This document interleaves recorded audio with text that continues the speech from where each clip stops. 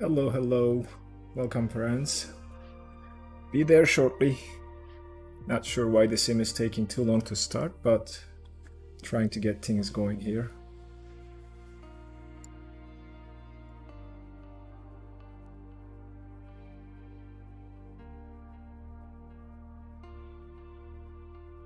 Hello, Mark, you there? Okay, so trying to get the sim.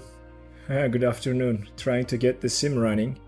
Not sure why it's taking too long. Like, it was fine last night, so came to home today after shopping and it's just spinning and spinning. So not sure. We'll see.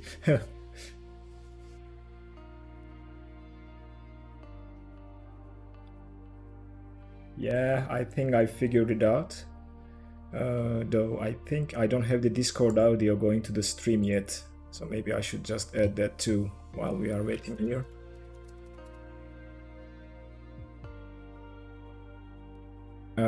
Are you?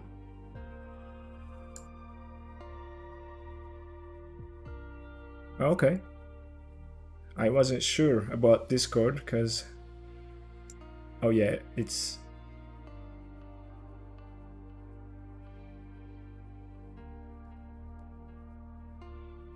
That's what I'm thinking. Yeah. Now you should be able to... I added Discord as an audio source because I changed the audio settings to split the tracks so that I can control each sound individually rather than just trying to monitor and control one. So now it should be coming to Discord. Okay, I'm gonna see if I can hear myself coming through the YouTube. Yep. I see the bars moving on my end, so yeah, it should be fine now. Everything's working on that end, but except for of course there has to be something going on, so it's a simulator this time. There are always there something. it goes. And I'm not sure why YouTube thinks the stream's audio bitrate is lower than the recommended bitrate. It is coming through pretty blurry here. Maybe I'll override mine, and I'm hardwired now because I don't want to have any issues on my side when I'm giving you feedback. But yeah, it dropped down to 144 here. I'm gonna force it to 1080. Oh, it looks good if I force it. It just started out bad, I guess. Okay, makes sense now. It's funny that it doesn't upgrade you once it downgrades you, and like as a receiver. Like, yeah, and you have to force it. Like, it's stupid. Part of the reason I think I figured is the Fenix that caused issues last week because of the app running in the background with Fenix. It is consuming a lot of CPU power, and the broadcasting software does not have any headroom to process the webcam. That's why we don't have the webcam. So if I turn the webcam on, it starts stuttering because it's bottlenecking the CPU. Oh, Modo is here on YouTube. Hey, Modo. Modo. You have a busy day here. Oh, you are just going fishing again? Busy fishing? So that's part of the reason. And I was doing some research about Fenix, like what's causing this. And I think I just learned what's causing it. So they developed this aircraft in about 8-9 months, right? So what they did is they signed a contract with ProSim. I don't know if you heard the guys.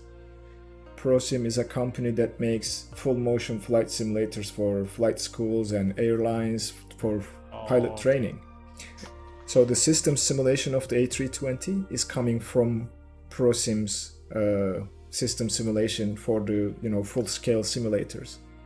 And I heard that they have a contract agreement to not to expose the variables that they use, and Fenix A320 shouldn't be used for home cockpit setups because the company is developing home cockpit simulators as well as full-scale simulators.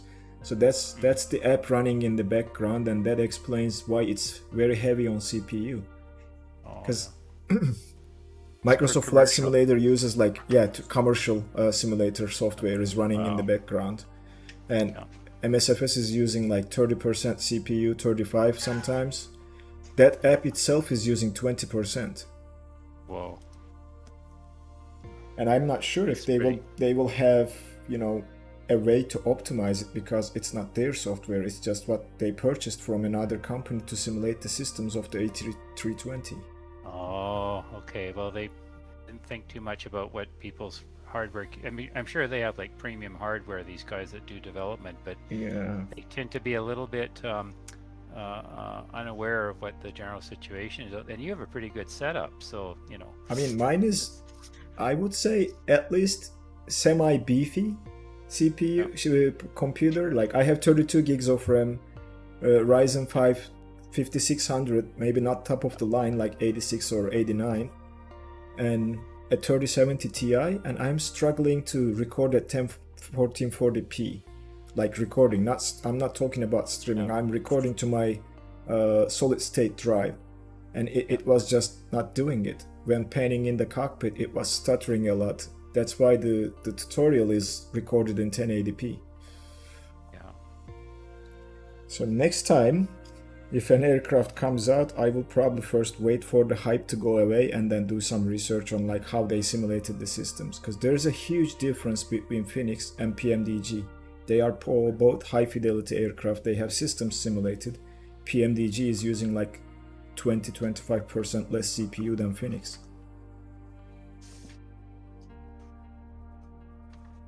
And I don't know, as you see, like how long it takes the sim to start, that is ridiculous. I'm not sure what's going on. I just tested the internet speed.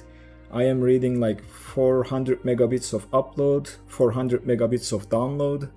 So not sure what's going on. Maybe something about the servers too busy because of Memorial Day weekend here in the US and everybody at home trying to fly. Well, a lot of people are traveling. They're not sitting at home playing games, I would think, but who knows? Yeah, who knows? It could be streaming as well. Yeah. Yeah, I don't know. Well, there's sports going on too as well, right? Sports. Today, I don't think anyone in Indiana would fly other than myself, because it's the Indy 500 today, so everybody's at the race. I saw that. Yeah, I saw the pre-race program on my IPTV service here, my quasi-legal service here, because Canadians are supposed to be very restricted what they're allowed to watch, you know, in terms of even U.S. content. It's all all regulated here. Stefan is saying bit strange, had no issues this morning. I didn't have any too, Stefan, but when I came back to home from shopping, this is what I came to. Like, it's trying to load and it's taking ages. And Daniel is asking when PMDG is going to launch the 747-800 to MSFS. That's one of the aircraft I'm waiting for, Daniel, but there is no announcement on PMDG and on a date. Koshik is here too. Hi Koshik, it's been a while since we saw you. So PMDG 747 is definitely going to be under my radar, as well as 777. Not sure which one I will go for, but I think up until that point in time, when we start to see like heavy airliners, I am happy with what I have in my hangar. I won't be probably spending any more money on anything that's coming out. I know the Just Flight team is working on an A330, which is something I'm not interested. Did you check if any outdated mod is conflicting? And I am flying with you guys today. That's great, Koshik. I haven't checked, but I have very minimal stuff in my community folder due to that memory leak problem that's introduced with Sim Update 9. So let me check my community, but I don't think I have anything that will cause anything in the community folder. Let's see. Not really, it's just a couple airports that I have, both from flightsim.to and Payware, and deliveries. That's about it. I might have to do some investigation, but not probably right now. I'm just gonna wait for the sim to start and go with the stream, and then look into it maybe later. Luckily this time the stream quality is fine, I guess. I did like 30-minute test stream yesterday and used my kids as the guinea pigs, saying you guys are going to watch and tell me if it's good or not. And I think, I don't know about my sound, but I have a new microphone too, because I wasn't happy with the old one. So hopefully it's improved a little bit as well. Still looking good, but your load up's even longer than mine with my somewhat weak business computer, business laptop. Yeah, Koshik is saying try closing Microsoft Flight Simulator or run as administrator. I'm not trying that, Koshik. Not at this point when I started the stream. It's gonna take another 15 minutes and I would hate to do that to you guys trying to watch the stream on the other end.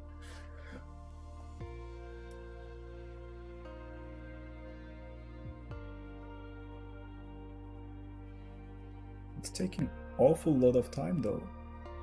Not sure. It's okay. It gave me time to plug in our waypoints here. Like super ready for this, and then came to home, fired up the sim at 1:30 p.m. and I'm still battling with it ever since to trying to get it to run. It ran once. I was at the airport, and then I realized I forgot to turn on all players, so wouldn't be able to see you guys' gamer tags. I had said, oh darn it, I have to do it again. And I have like 1 minute. Oh, there we go. It decided to load. Oh. Cross your fingers, guys. Cross your fingers. So, Sierra Bravo Echo Echo, I believe, right? No. What was the airport code? I have to look it up. Sierra Bravo Bravo Echo. There's 2 Bravos, okay. 12 p.m. That looks right. All right. Yep, that's the correct one. Let's load in, and this time let me make sure I have the all players. I'm gonna go for gate 1 and flight conditions. Oh, all players was actually turned on. Stupid me. All right, coming. Thank you, Stefan. Thank you very much. I have 4 different windows open on my other screen. One is for the chat, one is for Discord, one is the streaming software, and I keep Chrome there as well. There we go, finally. Finally we are in the aircraft. Alright, let's just set up the wheels very quickly to see everybody.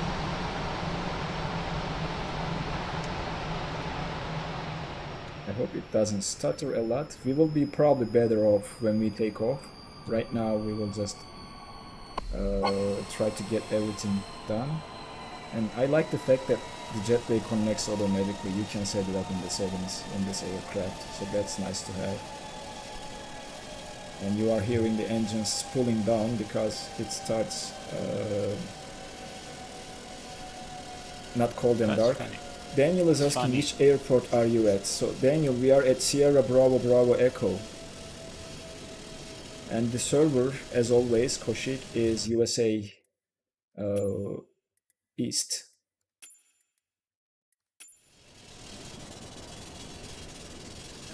Alright, there we are. And I'm gonna take a look at around to see if I can spot any of you guys. Your gamer's tag should be around. If I see you. And there's another parking spot back there for general aviation, so I'm not sure if you are there or here, Mark. But I'm looking for you, but maybe it's the server's lagging. That's possible that it's taking a lot. Oh yes, Brazil. I see you. This is not Brazil, I believe, Daniel. It could be Chile or Chile. I have to check the map to see where we are at.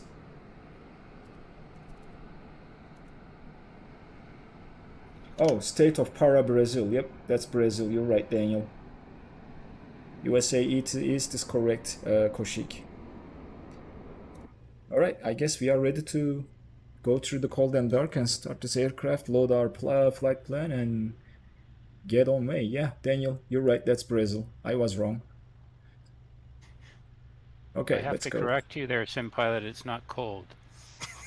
It is not cold. I'm pretty sure it is not cold. We might have to start the APU a little early, because I'm pretty sure the passengers, when we start boarding, will start to burn at the back. It will be probably like a sauna. Oh, Daniel says I have been to that airport in real life. Oh, really? That's nice. I haven't been to that part of the world yet. Alright, let's do this and load our flight plan. but I probably need to correct the time now. We are departing probably 1845 Zulu. We have like 40 minutes to leave the gate. Let's go into the Phoenix app first.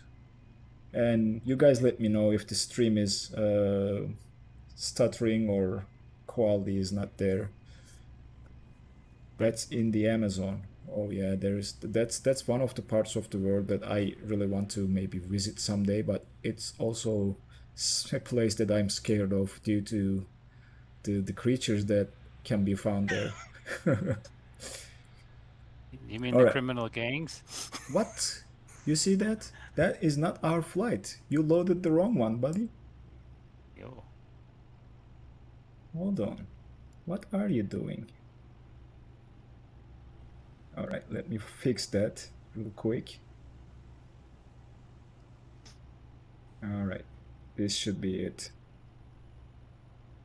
Let's re-import.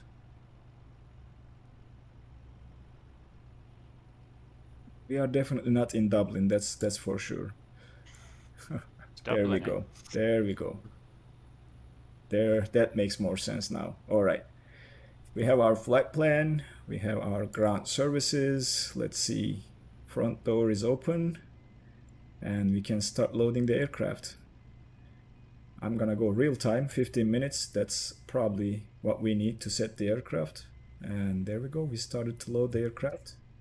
And we are ready to get the power. Couple checks here. Weather radar is off. Engine switches are off. Ignition selector is in norm. Parking brakes set. Wipers are off. And there we go. Battery 1. Battery 2. Both good. Oxygen supply. Cockpit voice recorder. And we will do the fire tests, but we need the flight warning system computer online for that, and that requires AC power.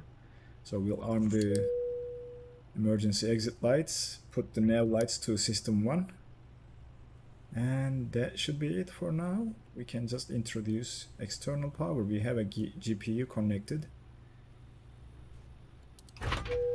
Ta-da! Now we are waiting for the aircraft to complete the built-in self-test, and then we will put the IRSs to align and go about those tests and import our flight plan.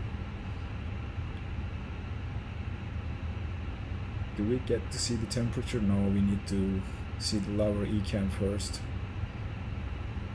Check it here. I'm gonna check the temperature, but I'm pretty sure it's around 29 to 30 degrees Celsius here.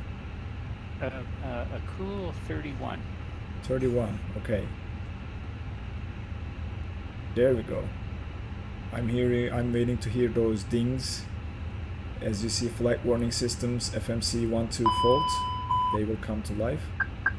That triple click is the flight warning system computer. So now we can perform the tests. APU fire, yep. Engine 2, master caution, engine 2 fire, and fire brake there. That's 2, and then the third test. Alright, all the tests are working. And I think we need to keep checking these because this aircraft has the simulations of failures simulated. So therefore I need to be a little bit careful because I might have a circuit breaker that's not working and I might not know about that. So just take a look at this from here, but everything looks okay. Back to the captain's seat. Alright, we'll put the IRSs to nav, system 1, system 2, system 3. And that is probably it for now until we set up our flight. Let's pull our operational flight plan from pilot briefing, and we'll pull the Navigraph charts as well for our departure.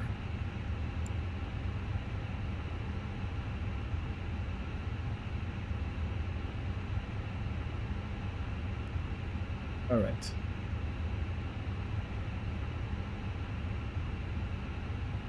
Let's see here.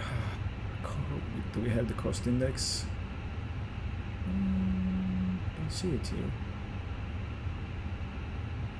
Interesting. Anyway, that's not our concern. It will do it. Our flight level is 2900. And we'll just pull the route in here.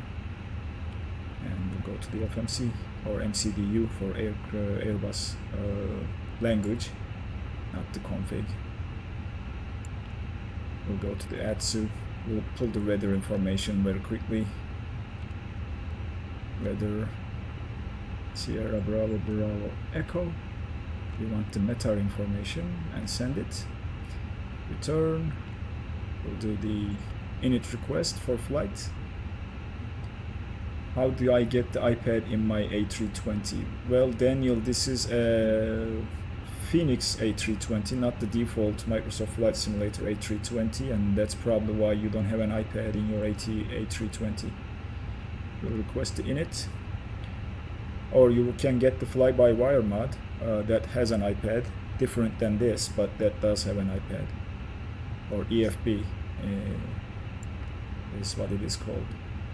Okay, that's the flight init done, and we'll go to the init page and request the init. This is the init A page. We have an init B that we need to wait until we load the aircraft and board the passengers to calculate our weights and other stuff.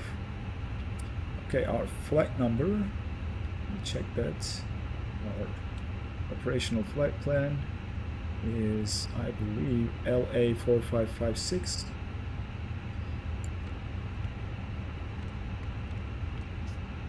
That's there. I don't see a cost index. If my eyes are not faulting me, there should be a cost index here. It's cost index. That's like airline stuff, how much fuel it is burning, and hold on, I know why. Let me stupid me. Alright, generate the flight. Yes, we'll get a cost index now, and we can refresh this to get that information here, and we're probably loading the wrong passengers. There we go. Now we have a cost index. We'll go here, and my flight, re-import, yes. Now we should have the correct aircraft, and I hope, yeah, it's not gonna reset all. Load the aircraft. It's gonna screw everything if I don't. And I hope I don't crash anything by doing this. Jump in there and see the chat. Oh, when you get it, where you can get it. Let me just post the link to the chat, Daniel.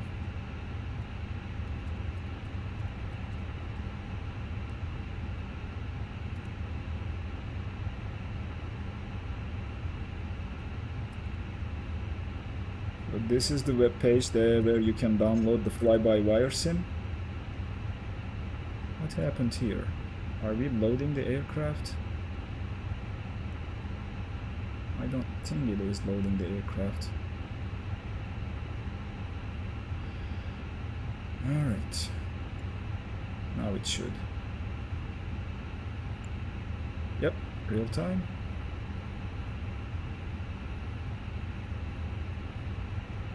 It is the correct one this time.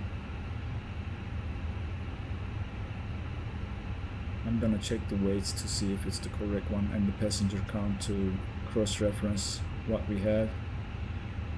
Alright, we have 98 passengers, and this should show 98 passengers here as well. 98 souls. Yep, 98 souls, you are correct. Alright, we are loading. We are loading, we have enough. The fuel looks reasonable. We will get there. We are loading the aircraft. But now what we need to do is we need to do everything over here again, because we pulled the wrong information in here, I believe. Let's do this one more time.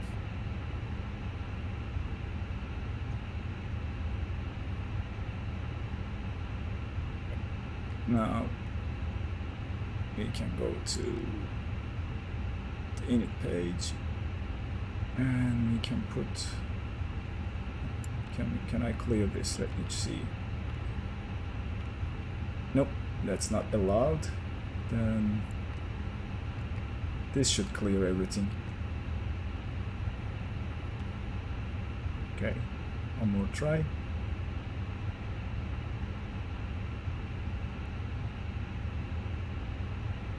Can I do?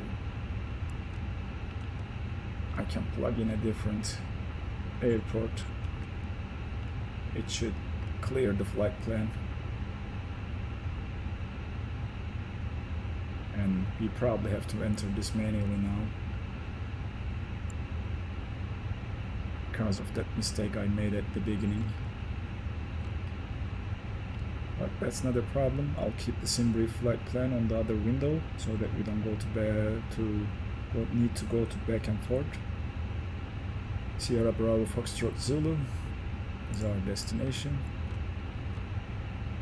and we might have the right waypoints. Cost index, this time I can see that it is, I believe, 5. Mark, I believe the cost index is like how you are burning the fuel. That's an efficiency measure. That's an efficiency measure. Our cruise level is 370, not 290. We can go to the wind information and request the winds for our flight, or climb rather. Where are we going? Leonard, we are going to the other part of Brazil, to yeah, Pinto Martins International Airport is the name of the airport. So that is done. Let's check the legs page. We don't have any legs, so we will just enter this manually. Our departure, I think we have a SID. Yep, PUPKI 1 Alpha. So we'll select that first. Departure, we are departing from runway 06 and departing on PUPKI 1 Alpha. No transition. We'll insert this and keep going. So from PUPKI, it's a direct to DUBRU. So PUPKI, next waypoint DUBRU, and from DUBRU it's an airway. Airways, it's going to be Uniform Zulu 81. That will take us to CROMO.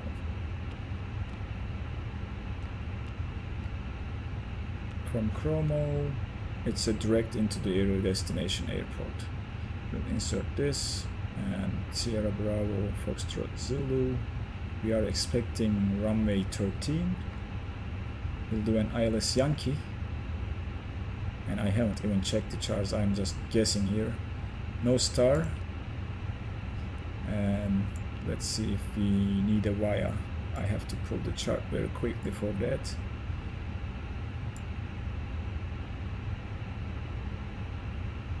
I will share the charts when I'm done with this. I'm just using the other screen and the Navigraph on the other part.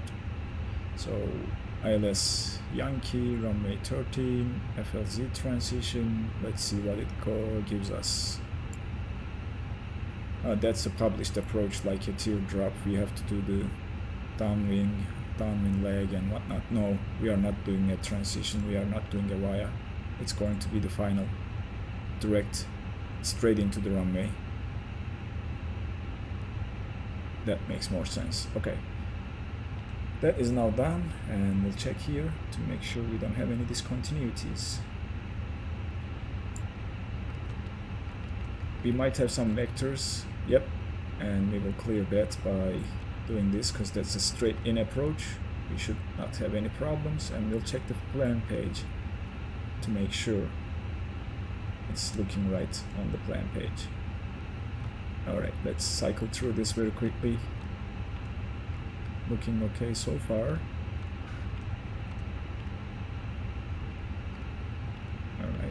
more. Yep, straight in. Perfect. That is now done. Let's check the loading. 42 passengers boarded. We have not finished fueling. We will turn the passenger signs on when it's done. And we cannot do anything at this point other than waiting for the aircraft to load the passengers and the cargo. We have to calculate our performance, and we need these figures, and they are dynamic. They do change as the passengers board the aircraft. Almost there for the fuel, though. We can turn on the passenger signs momentarily. And one thing I don't like about this aircraft is you are loading the aircraft, there is nothing connected, like no fuel truck, no cargo, no loaders, no carts. Carts are here, but loaders are not going in there.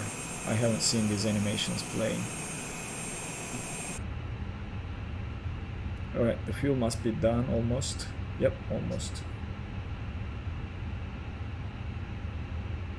Just a little bit more.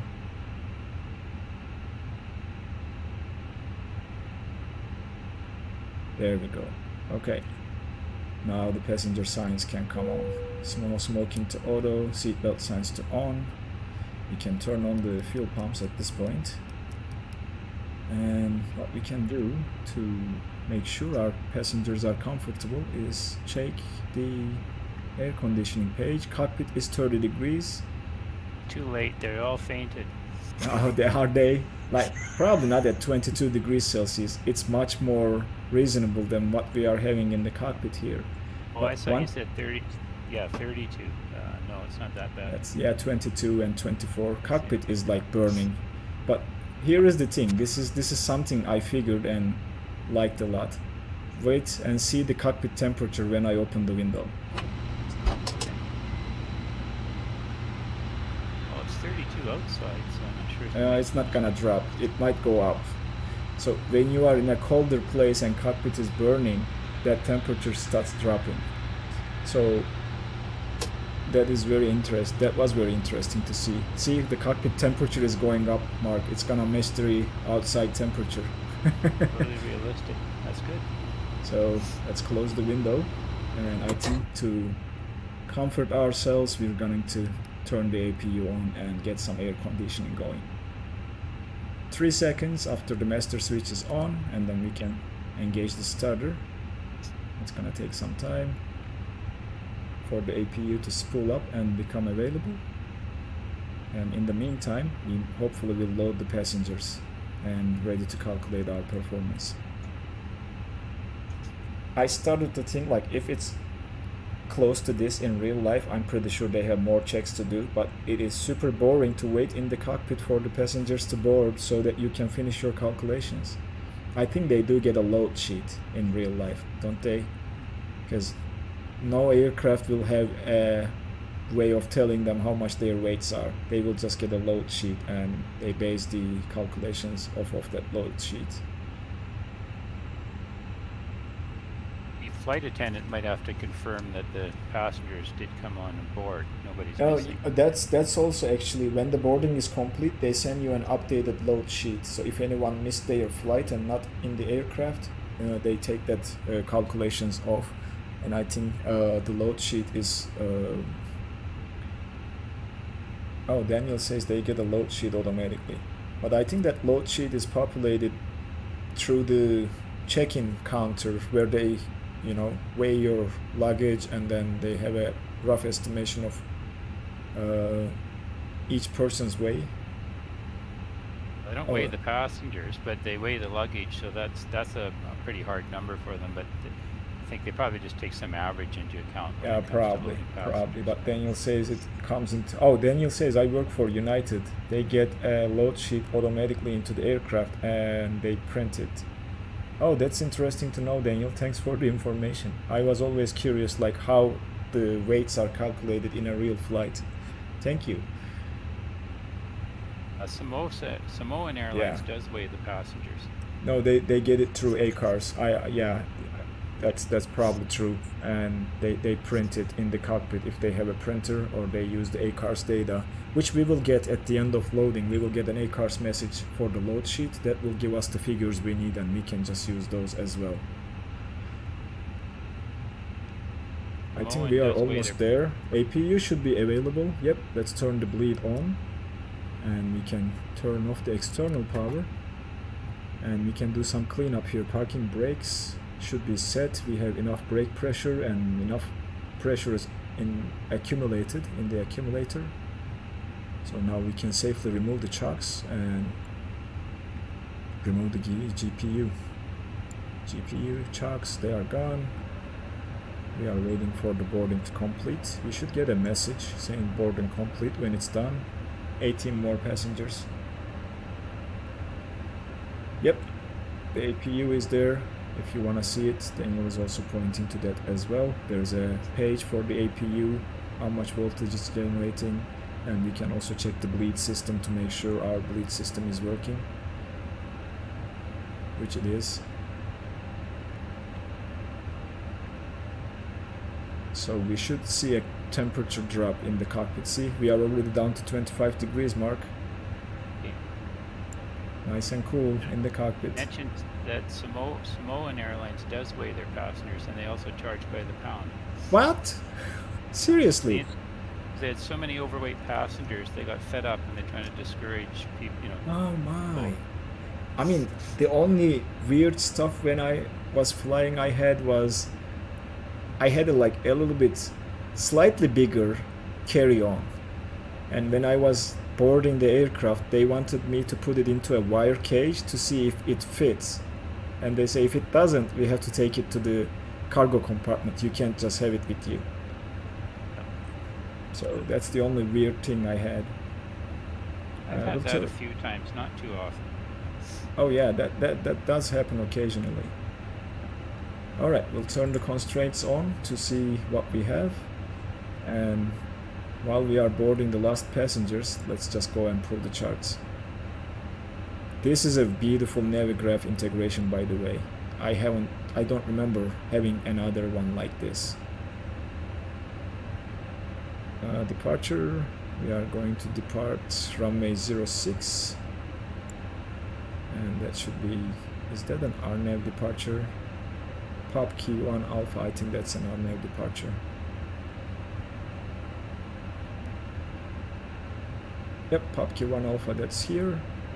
That is this guy here, so we will take off, fly runway heading 066 degrees, make a right turn to intercept Bravo Echo 009er, and then another right turn to 140 degrees to PUPKI.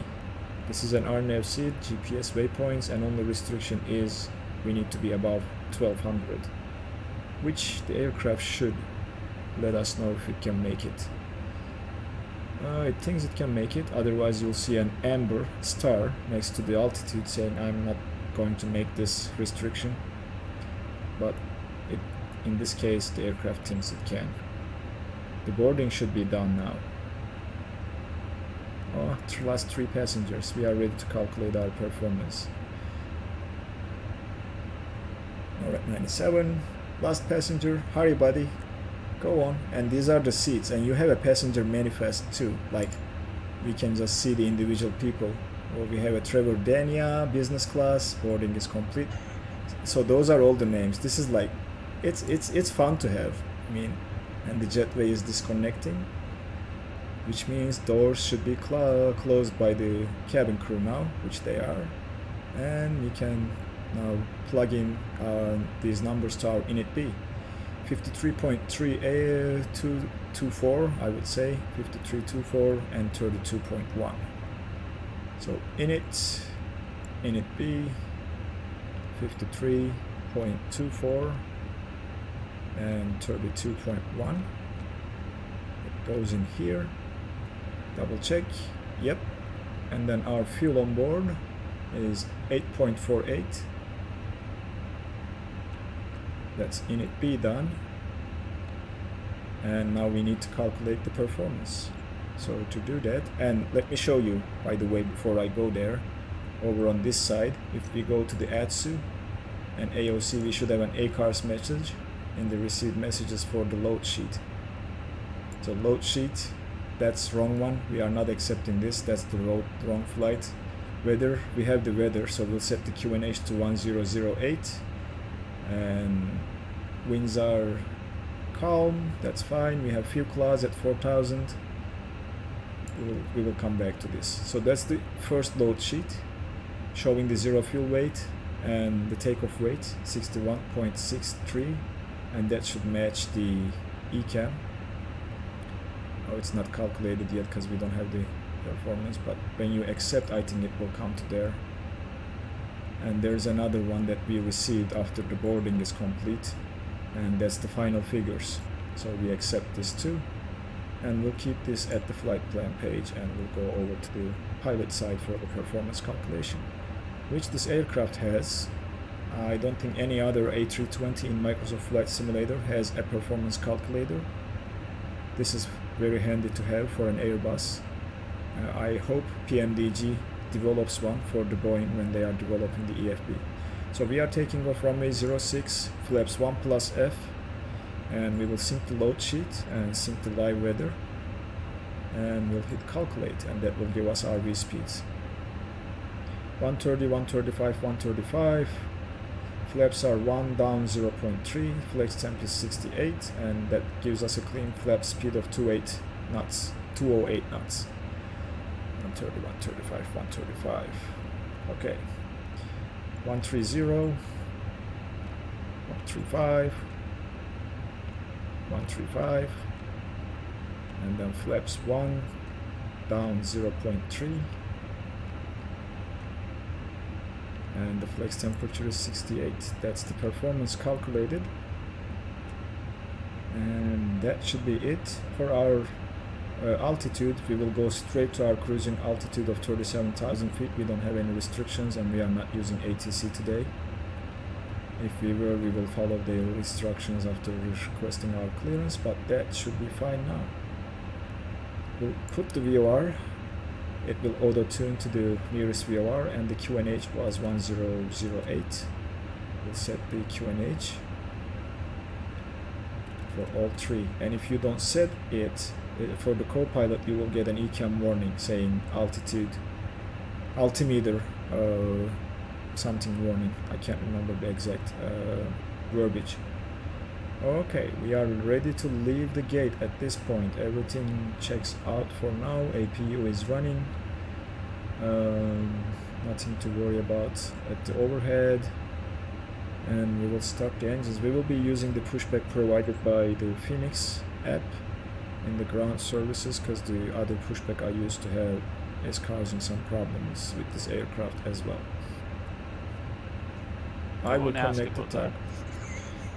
I will connect the tag, go outside and see. Oh wow, look at that. Super busy here today. So we need to jump back into the cockpit, pull the ground charts to see how our taxi routing is going to be like.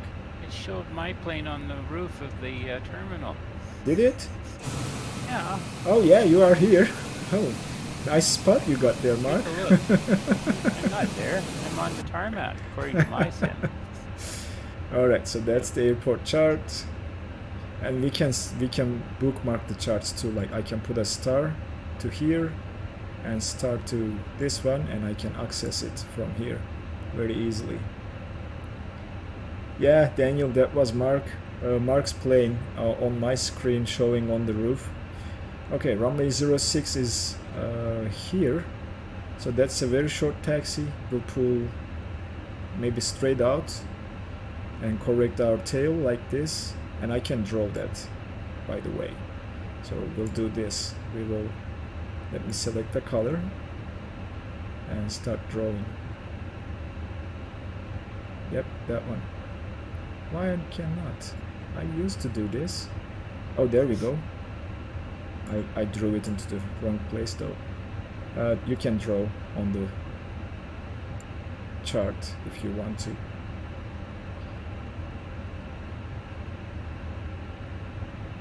Now I'm not able to do it again. Anyway, so we'll push it like that, and then take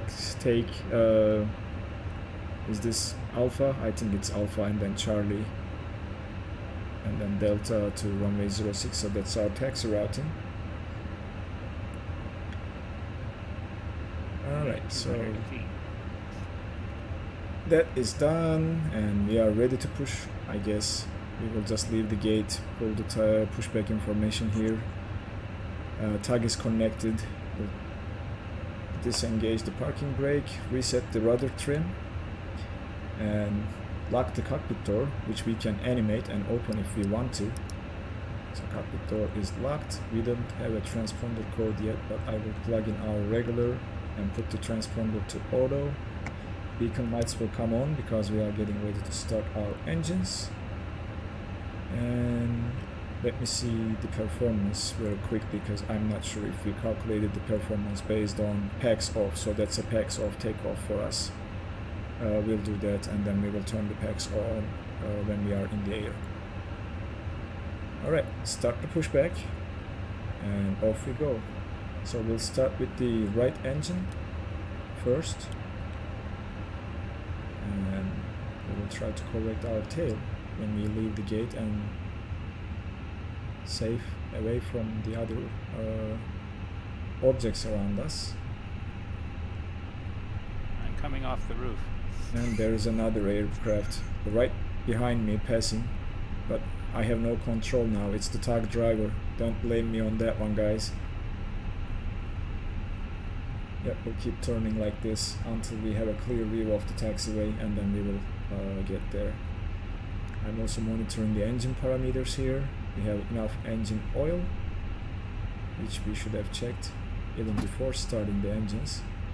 And we should have checked the hydraulic systems as well to make sure we have enough hydraulic fluid in the systems, but that is now done and too late, I would say.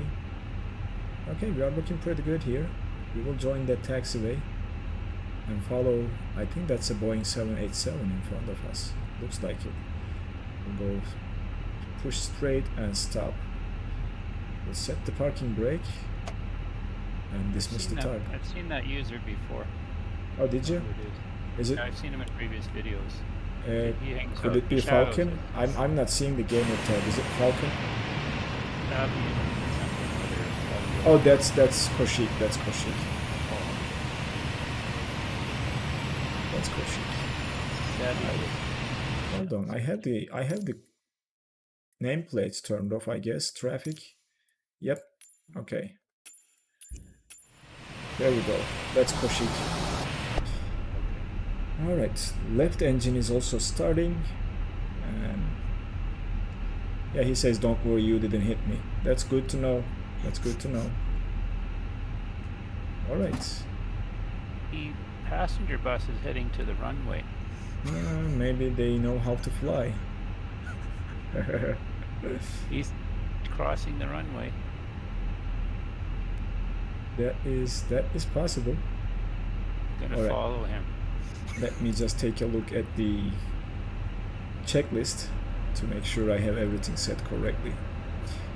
Alright, so ignition switch back to normal, and we'll set our takeoff flaps. And we'll arm the spoilers. That is done. Beacon is on. We'll turn the strobes to auto for now. Wing anti-ice is not required. Packs 1 on 2, they are on for now. Trim, yeah, trim. We need to set the trim. So we know it is down 0.3. That arrow is pointing to 0, so we need to move it roughly where it's 1/3 of the distance between 0 and 1, and that's our trim setting down.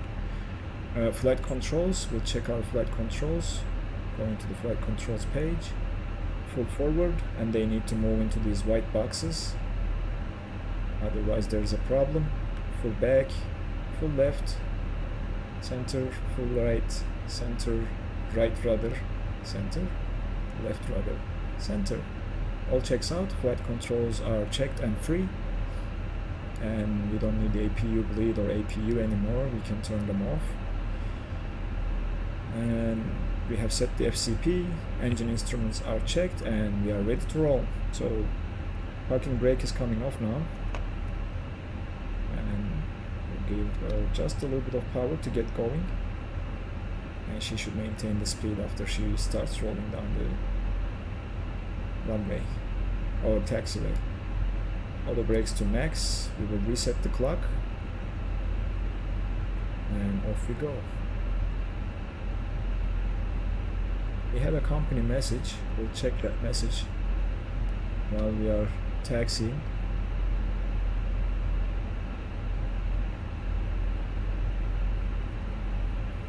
We'll join the taxiway from here. You can't get to the end of the runway using a taxiway. I can't? Is the scenery bad? The scenery's good, but there's just no access to near the runway end using taxiways. You can't do it. That is interesting. You're going to have to do a 180 when you get to the end. Oh, so then that means there is a missing taxiway there. Like, you don't have this section here? Like the delta?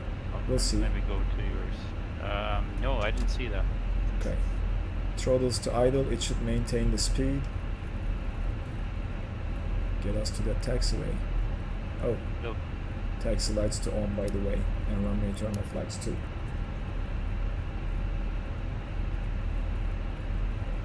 Oh, maybe on yours. I don't see anything through the bush here that you could access. Okay, we will see it in a little bit. TO config checked, everything normal. Let the cabin know.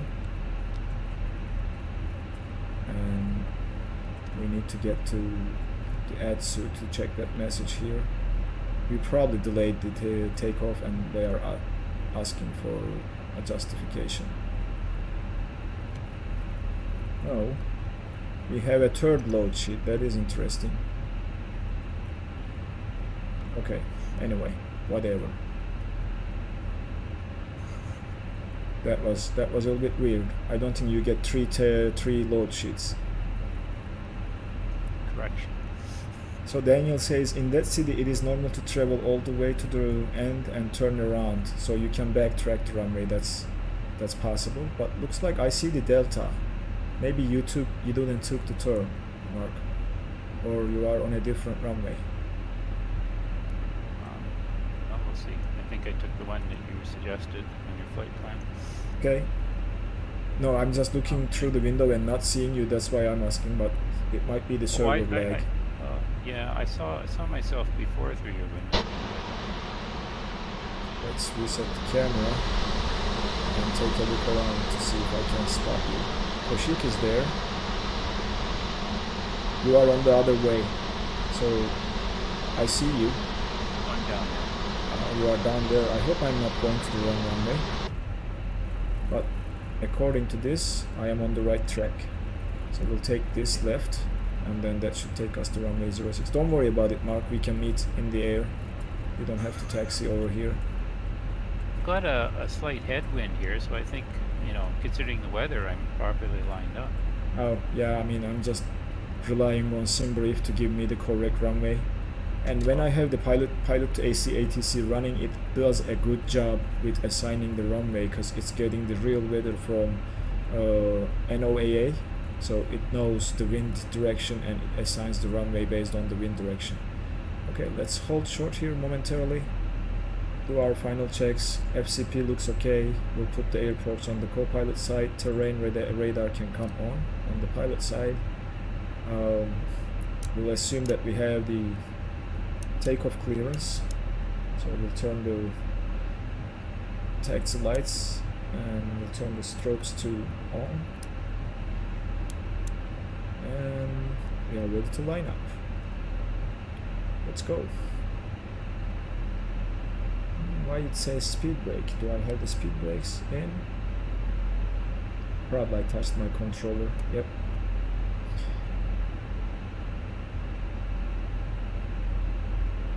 Oh, yep. So we are there almost.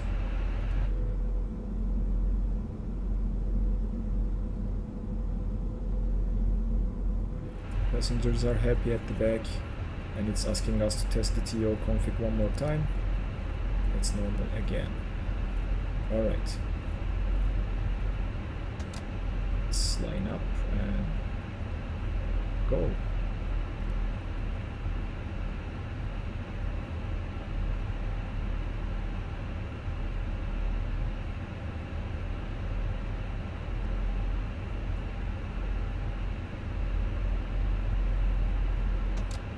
Okay, I think Koshik is already in the air.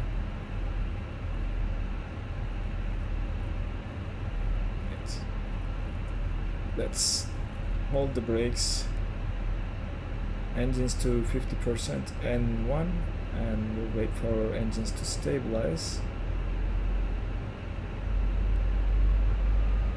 Started to see some stutters again on the displays. Engines are stable and we'll go flex. Flex manage 68, SRS runway, auto thrust blue.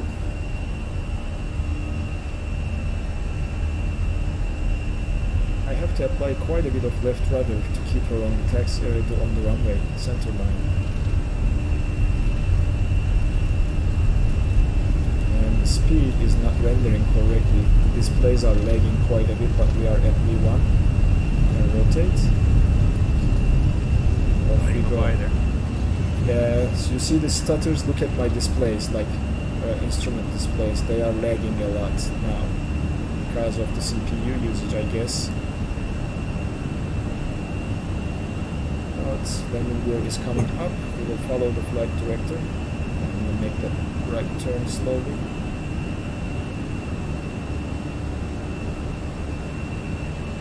When we get above the thrust reduction altitude, pull the wheels back to climb. Throttle climb is initiated. Everything is looking fine. Aircraft. And off we go. We can now, in an Airbus, turn on the autopilot, and we are waiting for the clean flap speed. When we get above that S, we will bring the flaps in, and that's about it for the takeoff. And we are probably above that. The render displays are lagging a lot. The flaps are coming in now, and we can go outside and check. Let's go shoot back there.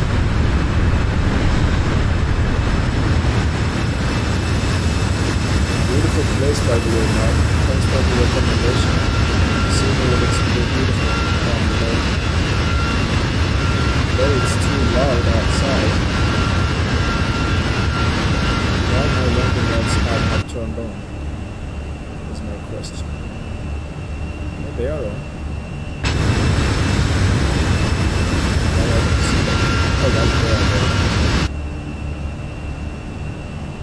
Let's see here. We are passing the standard, like transition altitude will go standard on the altimeters, and keep climbing. Yep, that city looks lovely, Daniel. You are lucky to be there. You have, it's great.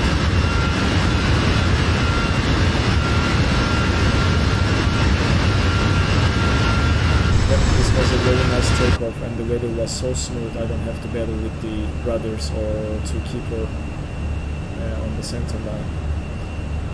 What I forgot was, you see the warning, I forgot to turn the TCAS from auto to on and TARA on this side, so that is now done. We can disarm the ground spoilers. We are off the ground now. We don't need the terrain radar anymore. And we don't need the constraints. We'll just put the waypoints. The only constraint we had is done. And coming up to 910,000, turn the taxi lights and runway turn-off lights, and eventually the runway lights to off, or takeoff lights to off.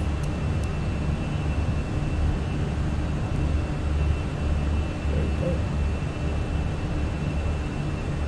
Now the aircraft will accelerate to climb speed. Altitude is in blue, which means it's armed, and we are climbing to 37,000 feet. Everything looking just fine. Our passengers are happy. And we'll do the after takeoff checks to make sure I didn't forget anything.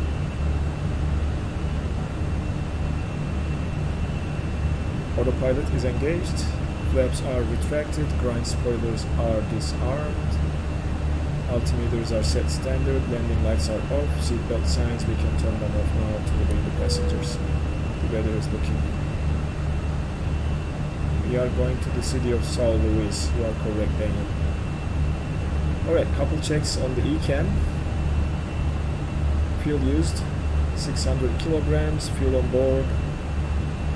We can get it from the engine page, or you should see the fuel on board here. 7840, so we departed a little over 8,000 kilograms, and what we burned is adding up to this is going to give us what we left the airport with. I think it was 8.4 at the 600 kilograms, that's about right. No fuel imbalance, everything is looking okay, so we are good on the fuel front. Hydraulics, yep, the quantities are fine. This is normal because green system is operating the landing gear, and when it's retracted due to the oil going back to the reservoir, it's causing this display to show the oil quantity less than the green band here, but that's normal for an Airbus. Bleed air, everything is looking fine here. APU is off. Doors, slides are on, doors are closed. Wheels are looking okay. And that is about it for the ECAM checks. Now we can enjoy being a pilot in the cockpit where autopilot is flying the aircraft. We'll look around. Try to spot you guys. Light is coming. Right there. So let me know if it's too loud outside. I can reduce the sounds a little bit.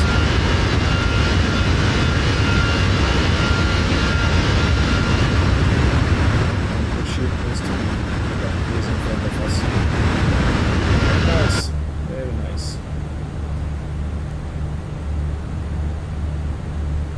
Now we can go for a higher range here. That's top of climb. And what we can do while we are waiting here is to go to our destination airport and pull our approach chart. So we are doing an LS Yankee runway 13.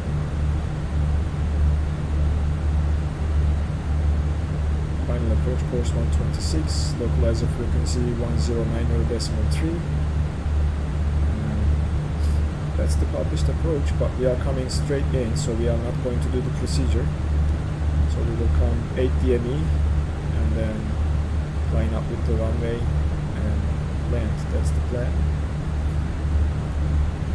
Let's start this chart, and we'll also find the ground chart for our taxi routing. It should be this one here, and we will bookmark this as well. So we are coming from here on May 13. We will probably use medium brakes and vacate the runway. Passenger terminal is here. If we can vacate mid-runway through here, that is ideal. Otherwise, if we miss that, we have to go all the way to the end and turn around. So we will use probably medium brakes will stop us here with the reversers, but we will see it when we are descending our when we are calculating our descent performance. So the idea is to vacate the runway at taxiway Charlie and go to the main terminal. Let's put a star on this one too, so that we can get back to it. And go and pull the map here. There it is. And we can display the high altitude airways too, if we want to. Very nice. And there we are. On our way. Everything is looking fine. We can put the airports here, not the waypoints, and keep the EORs waypoints for the co-pilot. Yep, all looking good. Displays are still not rendering properly. I am quite unhappy with that. Let me see if I can fix it using the Fenix app without crashing anything.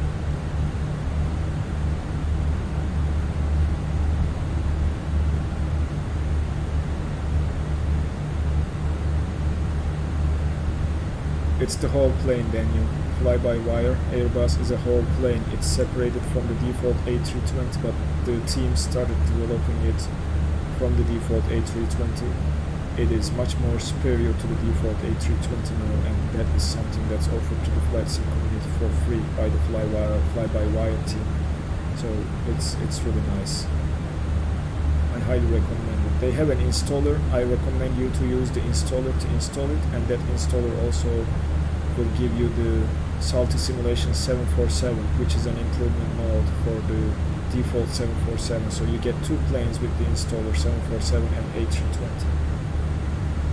And I highly recommend the development version if you are okay with, you know, having some systems not working here and there, but using more system simulation and getting a more complete Airbus aircraft simulation.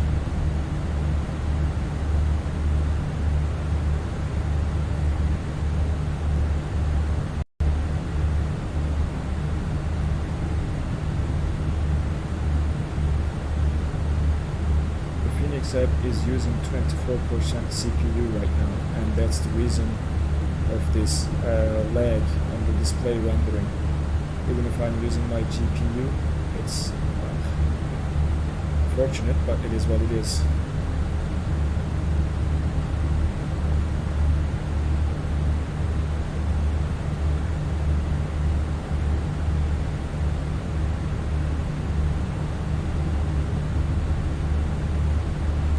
Just closing some of the apps I have in the background.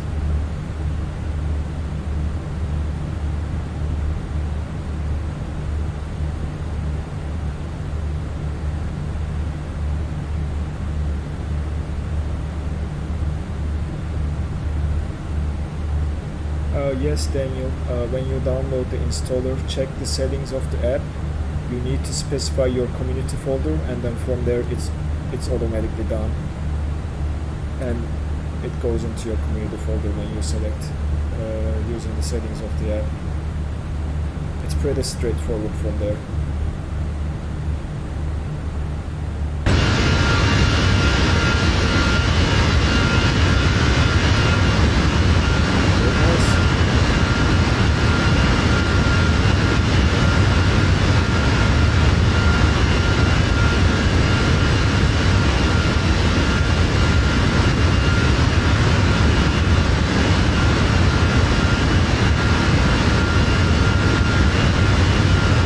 Loud outside, I'm aware of that. I think it's better if we stay in the cockpit. The sound levels of this aircraft is super loud when you go to the outside view.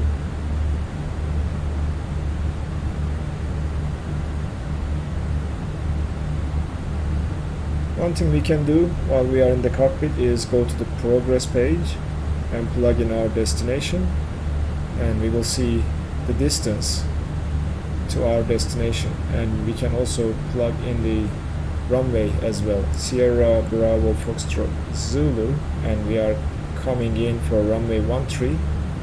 If I plug it in here, it will give us the destination or distance to the runway. This is very handy to have to see your distance, but VNav works like a charm in this aircraft, so we will descend on time and it will manage everything for us.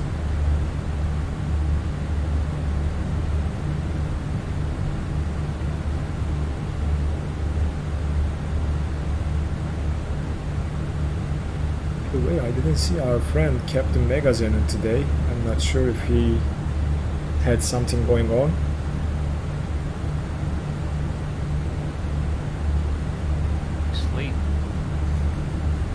Sleep could be. He might be home alone with the kids again too. Oh, yeah. Where is the top of descent for you? Alright, Koshik, I can tell you the top of descent from the performance page. I believe it should give us the distance when we go to the... Oh, we need to reach to the cruise before we can see that information on the progress page. It is also possible to see the top of descent. Top of descent is at 400 miles away from my position right now. So that's what the progress report says, and we are expecting an estimated fuel on board of 4.6 tons at our destination airport. We will use this for our descent arrival calculation when we are calculating the landing performance. But for now, answer to Koshik's question there, when will we leave the Americas? I mean, the shortest route to Africa would be if we left from Recife. We got to Recife next time. Well, I have an idea for that, but we probably need to get to Brazil at least and visit some more places in South America. We haven't been to too many places there, I would say.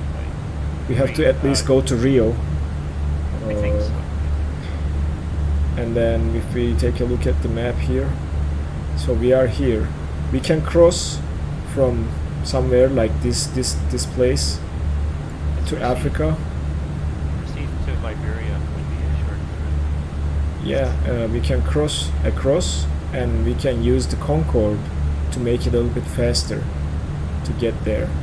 But I'm not sure how many of you guys have the Concorde, so it might not be a good idea for a group flight. It's a free hypersonic aircraft with that. Oh yeah, we have that one too, right?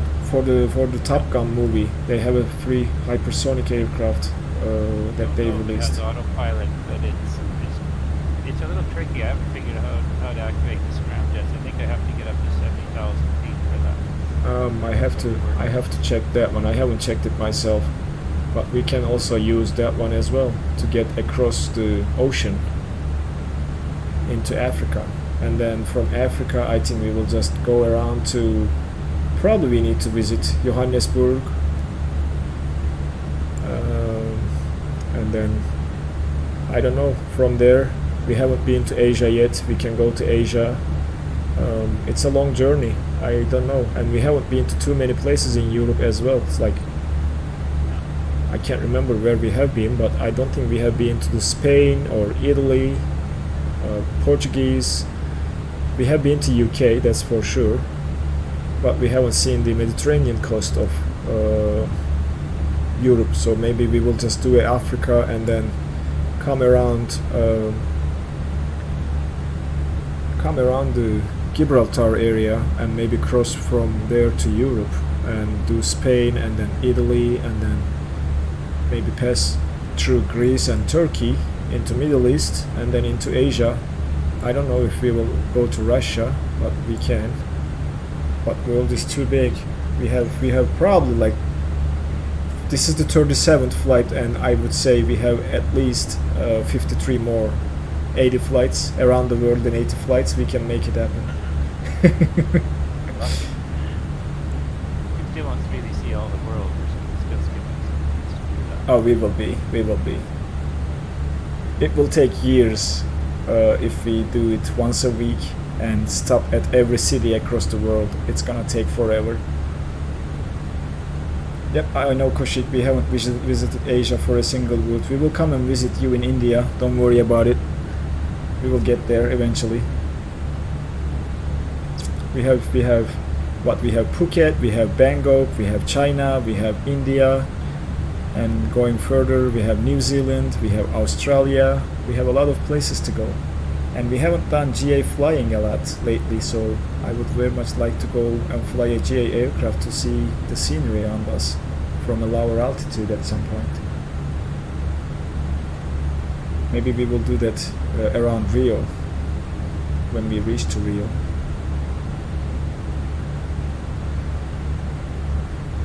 Almost at our cruising altitude. We managed to get there.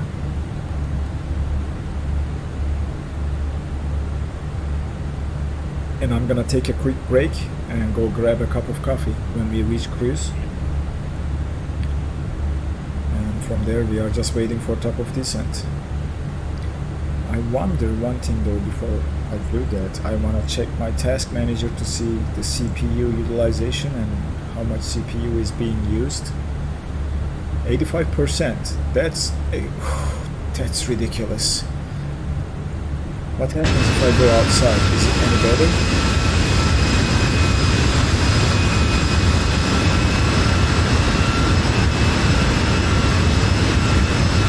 Yeah, it gets better when I go outside. But then the audio is like super loud. I need to bring it down a lot. How is it now? I brought it down a little bit.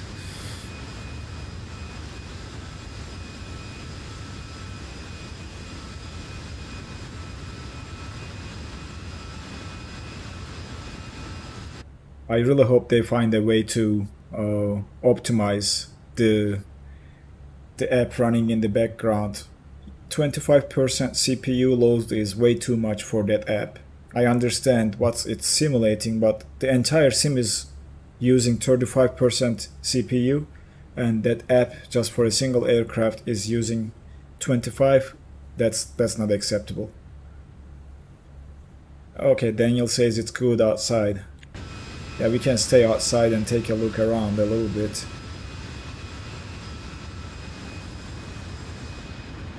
Though I don't... Okay, I see Koshik, but I don't see Mark anymore. Maybe he is way behind. My longitude was just not following the flight plan. The autopilot wasn't working. It was just ridiculous. So oh, okay. I see. Yeah. I see. I'm going to start just at one of the waypoints here. Okay. Oh, there you go. I see you now in front of us. Oh my gosh, it's very strange. Right, we are at Mach 0.76 on cruise. We should see the cruise here. Everything is looking fine. Temperatures are looking normal.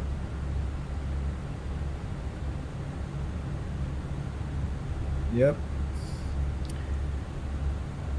Engines, fuel used, almost 1600 kilograms. Engine oil is looking fine. Fuel on board.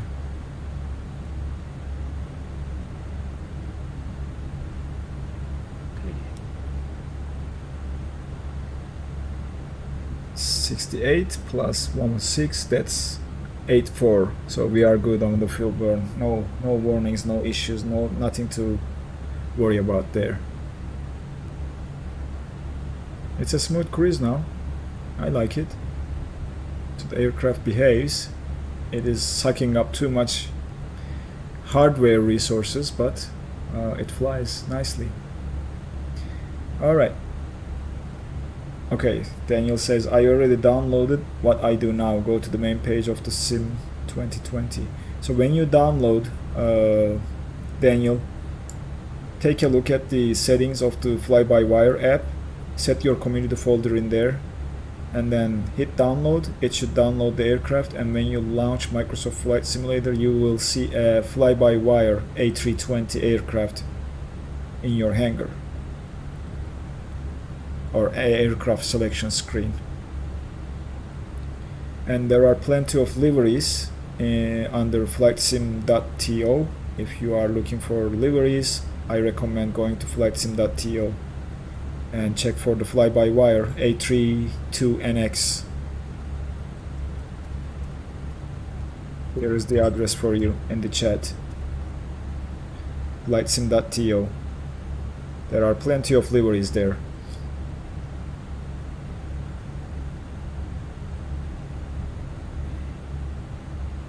Alright, time to go and grab a cup of coffee.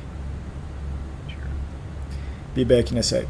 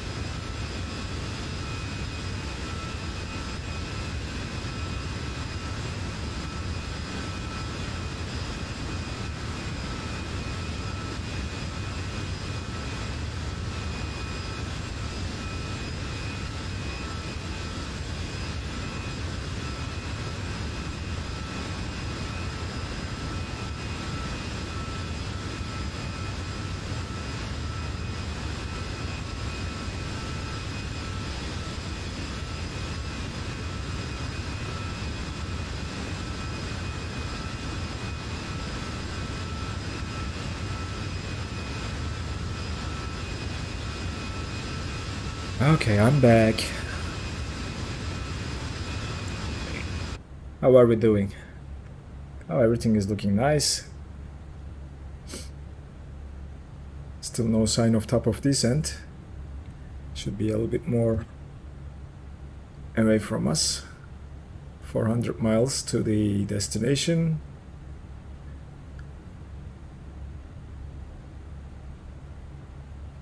And 287 miles to the top of descent.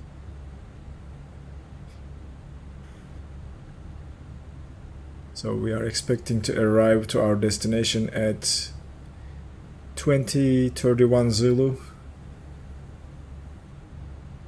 You saw a seagull flying across my plane? What?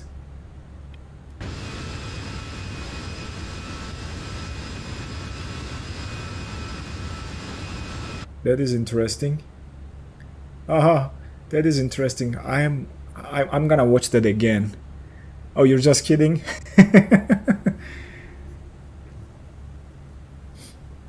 Oh, sorry about that, Daniel. Nightbot is being picky again. Let me just fix him.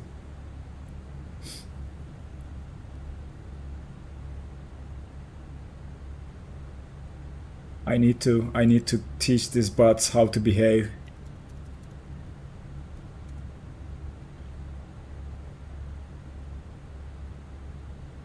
There was nothing serious about that. I'm not sure why he decided to do that with you, but let me see the spam settings.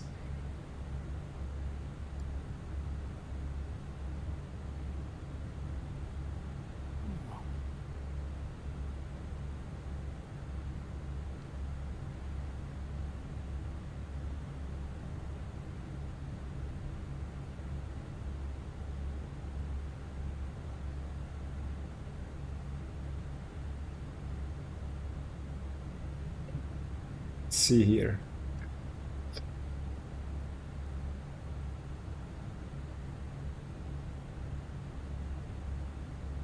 Not seeing anything alarming. So Nightbot was being picky, I guess. Sorry about that.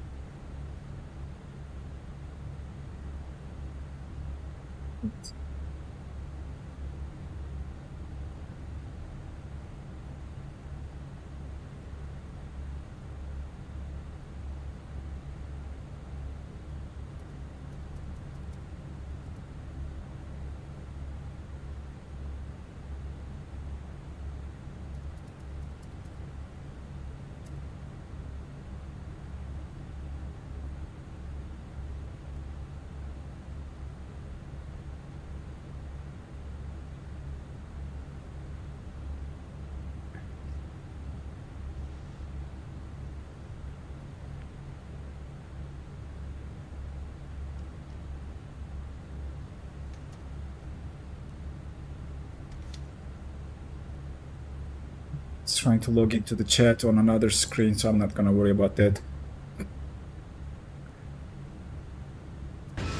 Where's everybody?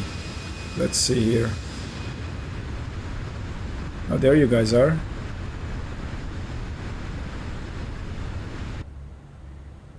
Nice.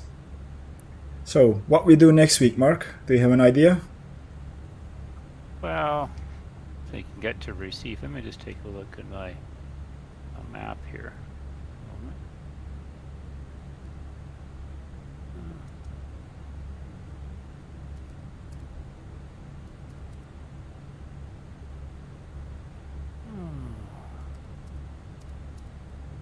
Well, Recife isn't very ambitious. We could, unless you want to stay on the coast, we could fly over Recife and then maybe go to Salvador. Or we can go direct to Salvador, but then you miss some of the scenery. Oh, yeah.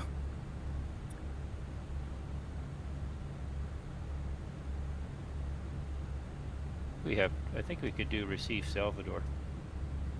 Do you have the code of that airport? I have it right now. Look it up.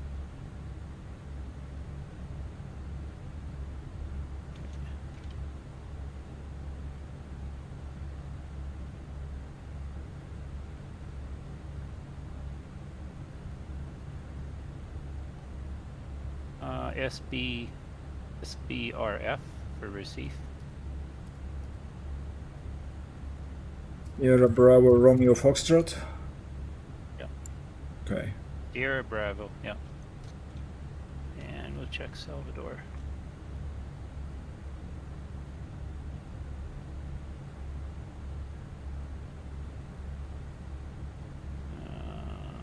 It is giving a 1 hour 35-minute flight time with the 146 professional, which is doable, I guess. Yeah, let's do that then. Okay. Salvador the next time. Yep, Salvador next time. We will be flying to Gilberto Freire International Airport is the name of the airport, I believe. Guararapes. How you pronounce it, I probably butchered it right now. Daniel says, I got the plane. Great, Daniel. I hope you enjoy it. It's a really good simulation of A320 for free. You will probably like it.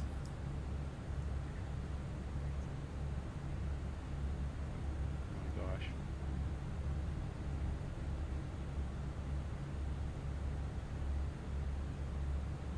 Alright, next week we are going to Salvador. Recife. Is that how it's pronounced? Recife? Recife. Okay, we are going to Recife next week. And I will be probably flying the Just Flight's 146 Professional, either 200 or 300 variant. So we will take the Whisper Jet for a spin next week. And we'll come back to PMDG.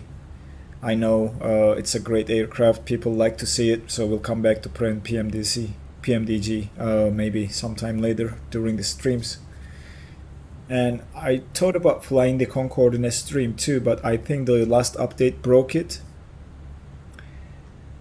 Salvador is after Recife and Vitoria is after Salvador. So we are staying on the coast, I guess, for those destinations, I assume. And then we can, yeah, after Vitoria, we can land to Rio and then do a GA flight in Rio to see around in Rio. That will be awesome.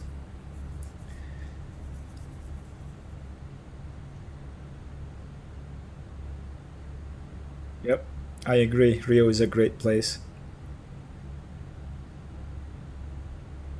So I'll let you guys know next about next week. Probably Tuesday night. If I schedule a stream Tuesday, Wednesday, that means we will have a stream. If I don't, that means we are not going to have it because our doctor visit with my son for his injury is Tuesday morning, and we will know what the treatment is, whether it's a cast or surgery, whatever. So depending on what is happening, I might skip next week. Poor guy. Yeah, they still think that he torn his ACL.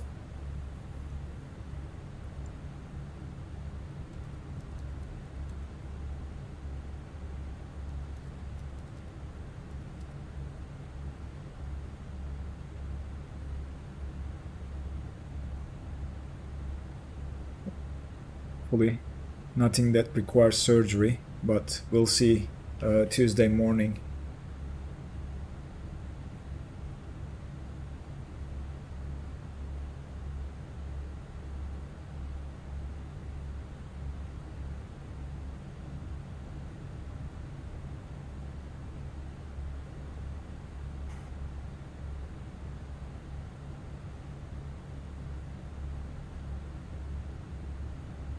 I see the message from Captain Megazenon.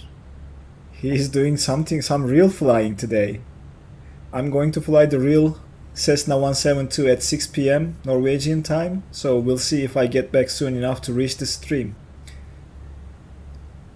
And he posted a photo of the airport close to him, Echo November Victor Alpha, and his picture next to the Cessna. That's exciting. Oh, that looks like a nice Cessna 172. And he posted a video too. Oh, he's landing. I'm gonna mute it, just see it.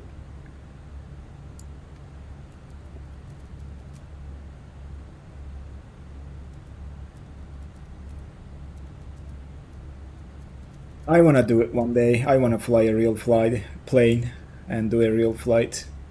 Maybe get a PPL if I can sort things out.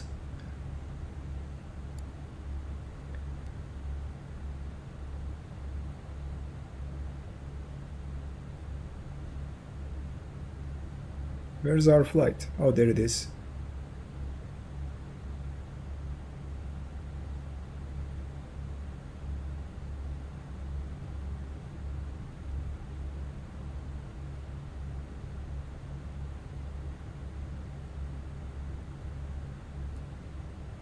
You are a lucky man, Daniel. Being in Rio many times, that's one of the places I really want to go and visit in Brazil.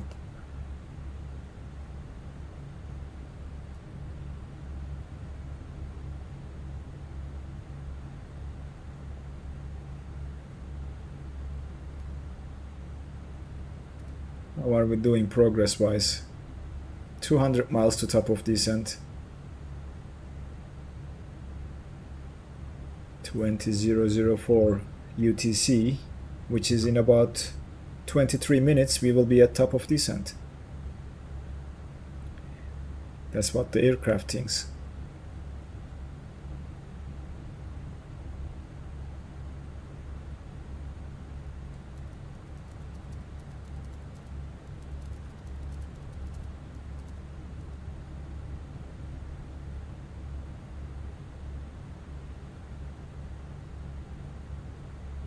I'm glad so far the stream is not lagging. At least that's a plus from last week. Looks like I was able to sort the things out. And I reduced the graphics quality quite a bit to give the CPU some more headroom to process everything. But all in all, I think it's not looking terrible. Especially when you are flying at 30,000 or above, it still looks decent.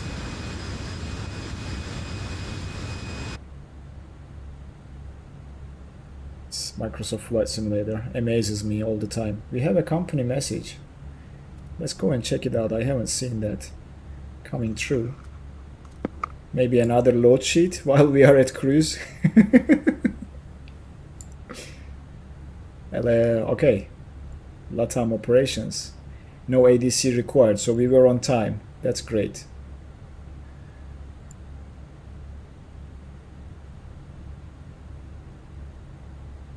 Oh yeah, I keep forgetting about that. You work for United, so you have flown to Brazil so many times. If you don't mind me asking, Daniel, are you a real-life pilot?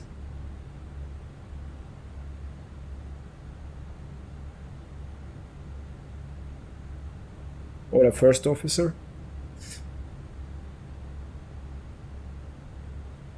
Oh no, okay.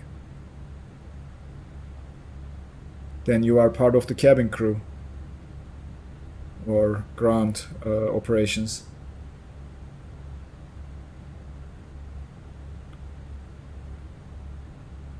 Oh, you taxi planes for a living. Oh wow. So you drive the tug? Is that what you meant? The pushback tug. So you are part of the ground crew.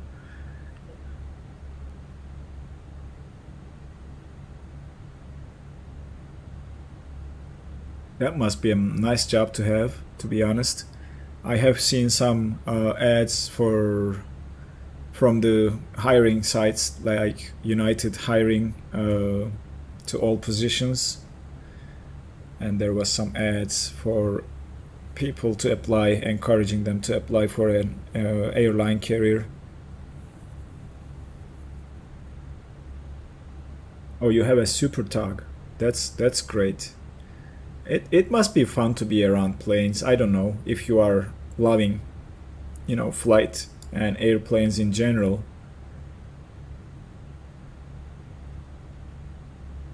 Oh, that is awesome, Daniel.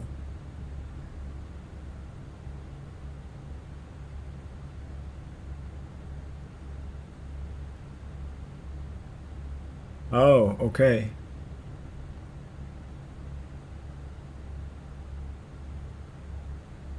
I'm pretty sure there is some training involved before they let you do those things, right?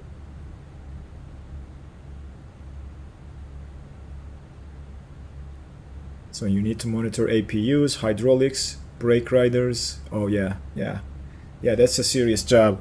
I mean, it requires a lot of attention to detail, I'm pretty sure.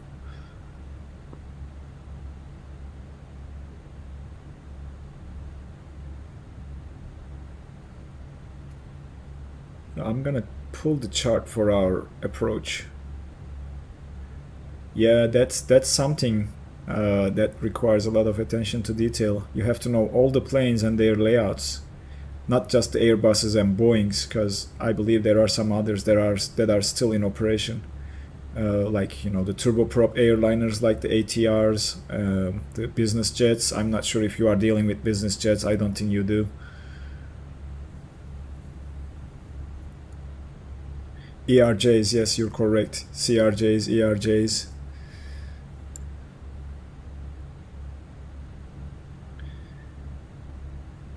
Looks like we need to descend down to 2200 for approach, so we will plan for that, and it should be displayed on our performance page here.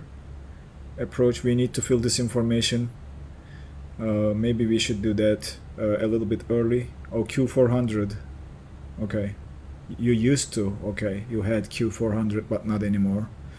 Yeah, I hope a developer comes with a turboprop airliner for the flight sim sometime in the future.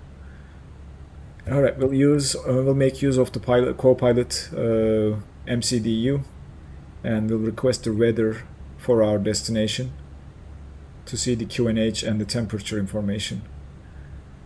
So that is Sierra Bravo Foxtrot Zulu.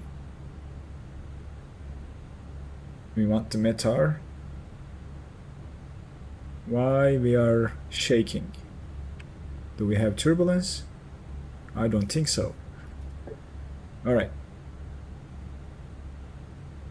Let's see the received messages. We should have the message from the ACARS. Sometimes you play with the FMCs. Oh, fun stuff. Winds are 120 at 12 knots. Few clouds at 2000. That's where we are going to be at for our approach, so we will watch for the clouds. QNH is 1010. Temperature is 29 degrees. Dew point is 20 degrees. So jump over here. QNH 1010. Temperature 29.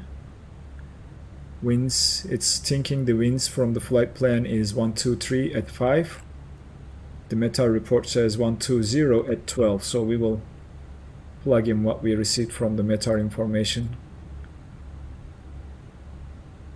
Transition flight level is 5000. We'll switch to standard, and then we have to look at the barometric minimum for our approach, which is 322. We'll put it in there. That is all the destination information done. Landing speed 127, approach speed 132. We can also take a look at the arrival performance. We will be coming in for runway 13. Runway condition is dry, expected to be dry. We will refresh the METAR and apply. Alright, so that's done. Landing weight. Okay, let's go and do it. Progress page. Report. Estimated fuel on board at our destination is looking like 5 tons. We currently are carrying 6 tons. That's 1 ton difference. Our gross weight is 59.2, so that makes it 58.2 for our landing weight. So that's 58.2. That's entered now. And that should give us the calculation. How do I... Yep, go back. What brake settings we should use?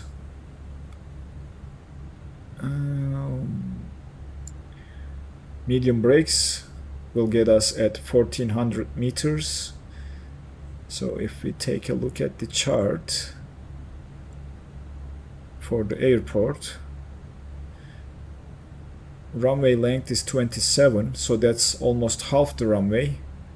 We will probably end up somewhere here, which we don't want. We wanted to vacate the runway at Charlie.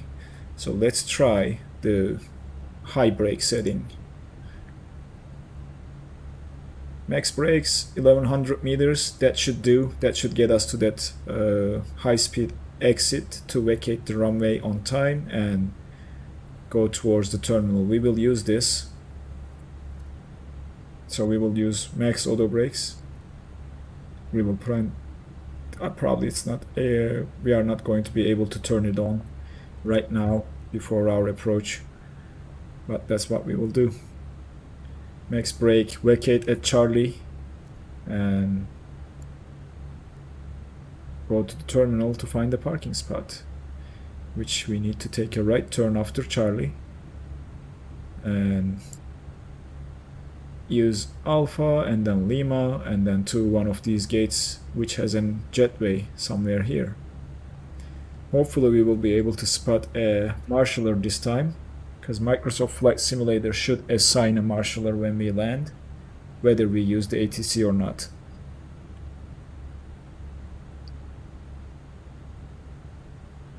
That is the plan, and we are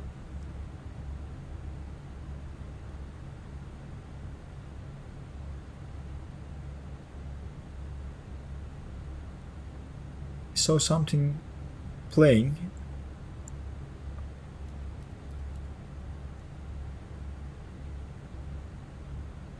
There was a subscriber or something. I just missed it. I was looking to the other screen. Let me pull the alerts to see what happened.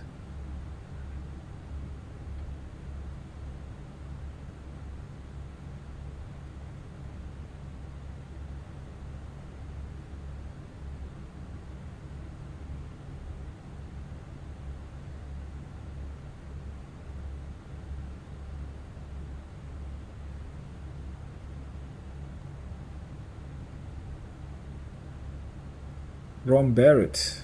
No, that's not that one. Go to dashboard, alert box, and let me see what happened there.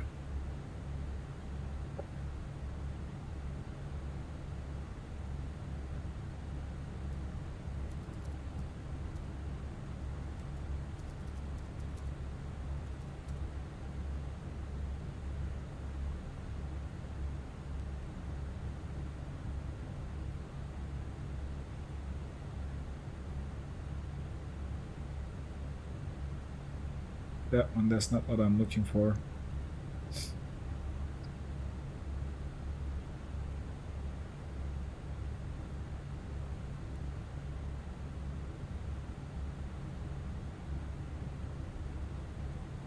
This is more like it. Okay.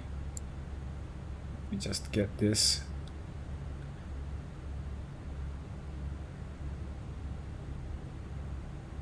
Should give me what I need.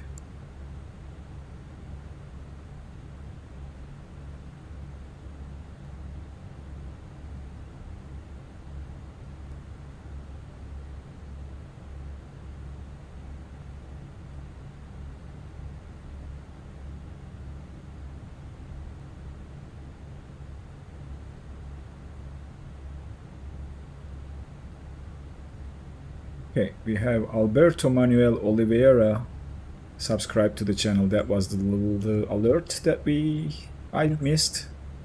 Thanks for the sub, Alberto. Welcome to the Sim Pilot. It's great to have you here. Okay, what I was looking to the progress page to see how much distance we got left. 96 miles to top of descent, so we are very close. Estimated fuel on board is not changed, but we have saved some more fuel, I guess, because that was less than 5 tons before I checked it. So efficient fuel burn. I think my company will be happy with me when we land. I saved some fuel to them.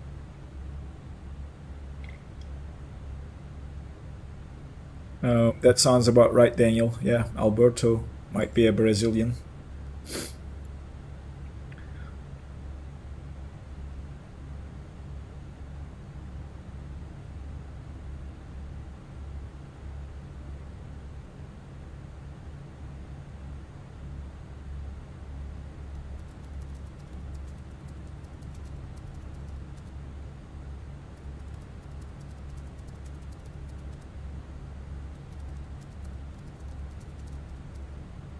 Captain Megazenin is back home.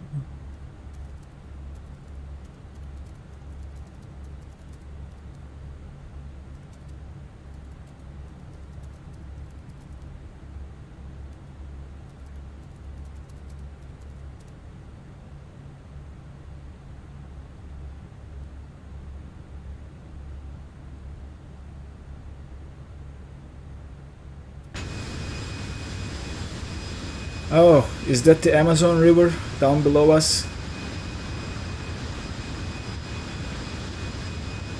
I don't know. Could be, right?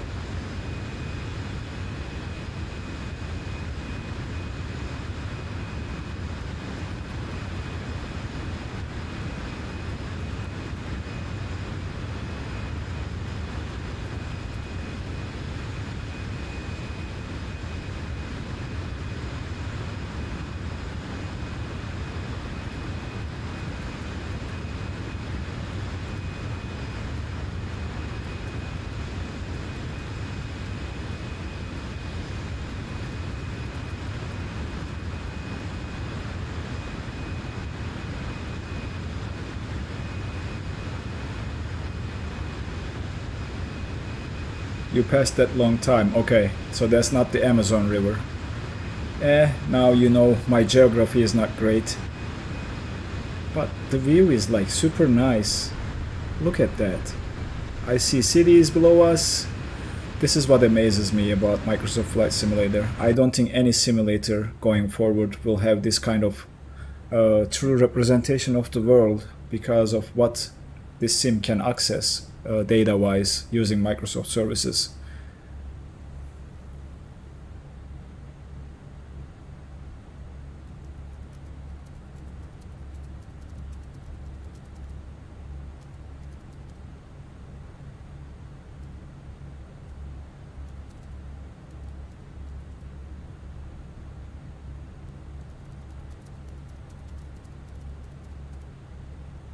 Yep.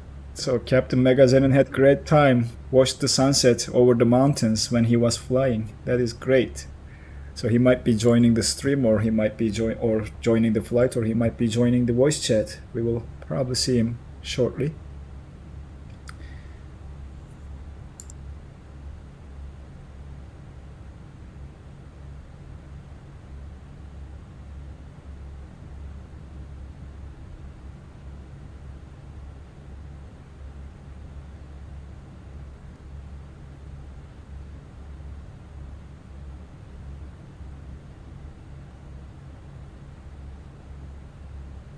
So Koshik is there. Mark, did you crash again, or your sim had some problems? You are disappeared again. Finally seeing the top of descent on our ND. In about 60 miles we will start descending, and we can set it up a little bit later, like set the FCP altitude to 2200, and I don't know if we have any restrictions because we are not going to use a star, but what we can check is to see if we have any arrival charts that are available to us.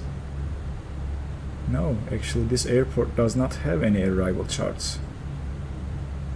Departure approach ground reference documentation. Okay, we'll stay on the approach plate for now. Ground frequency, we don't use ATC, so we don't worry about that. Airport elevation is 82 feet. Missed approach climb to 4000 outbound on Foxtrot Lima Zulu Fortaleza VOR on 126 radial, and then wait ATC instructions for a holding point, looks like it. So we'll set 4000 as the missed approach altitude when we are descending below 4000, or when we capture the localizer and the glide slope and established on final.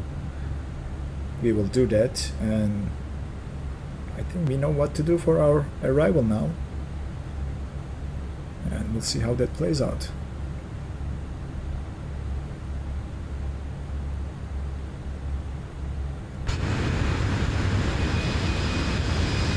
Amazing, just amazing. Oh, Mark is there. He's coming below behind us.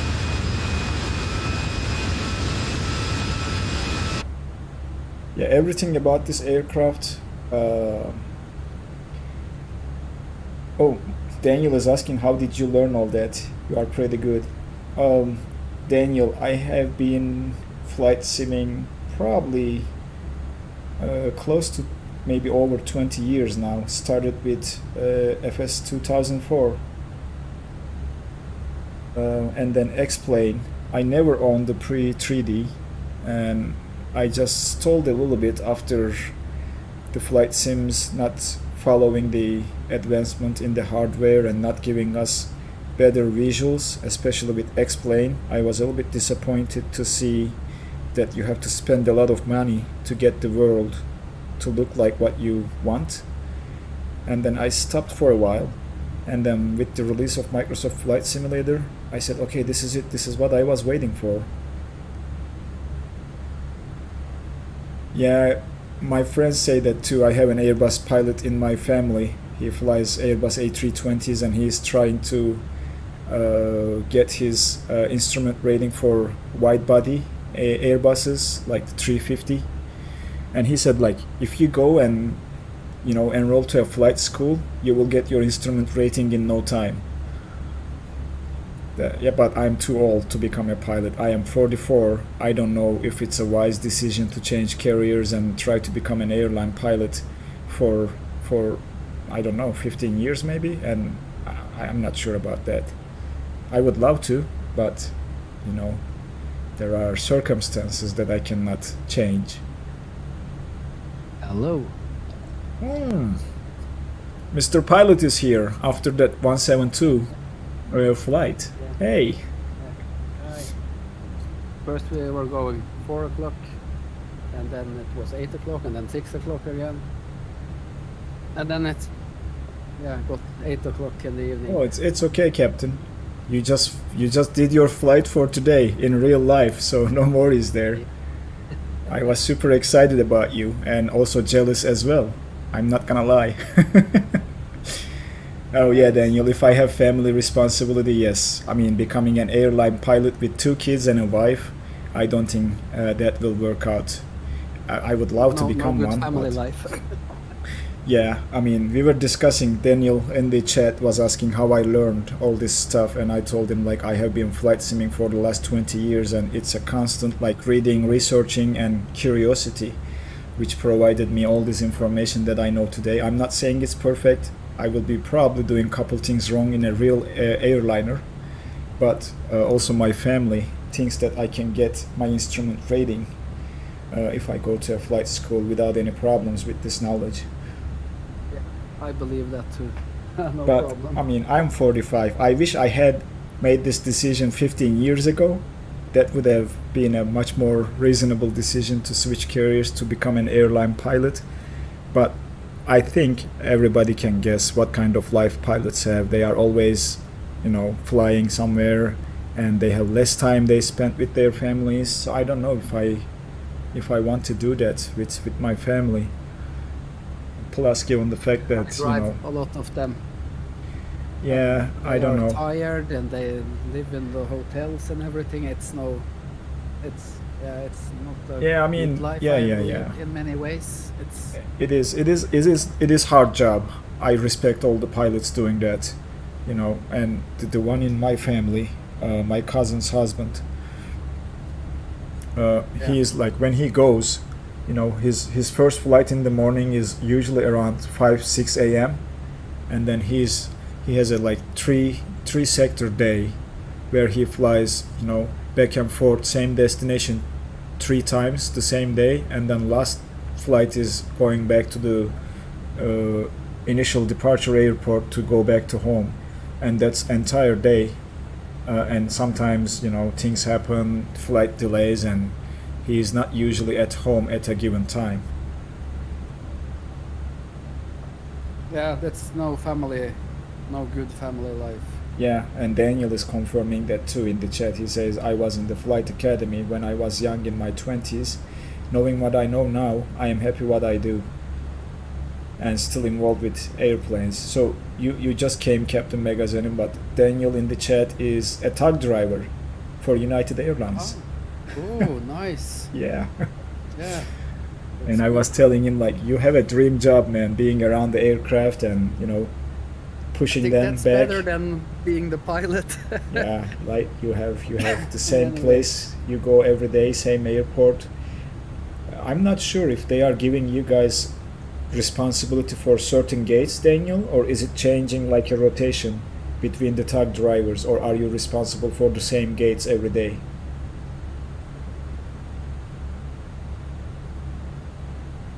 You know, Oh, I think top of I think descent. Let me be a I pilot think for a it's while. fun to fly. Let me drop the altitude to 2200. We need to start descending, and hopefully the aircraft will do it for us. We'll see what happens. Let's drop the range and see where we are. 5 miles to top of descent. That also checks here, 5.7 miles. And we should see the aircraft going into descent mode on its own using VNAV.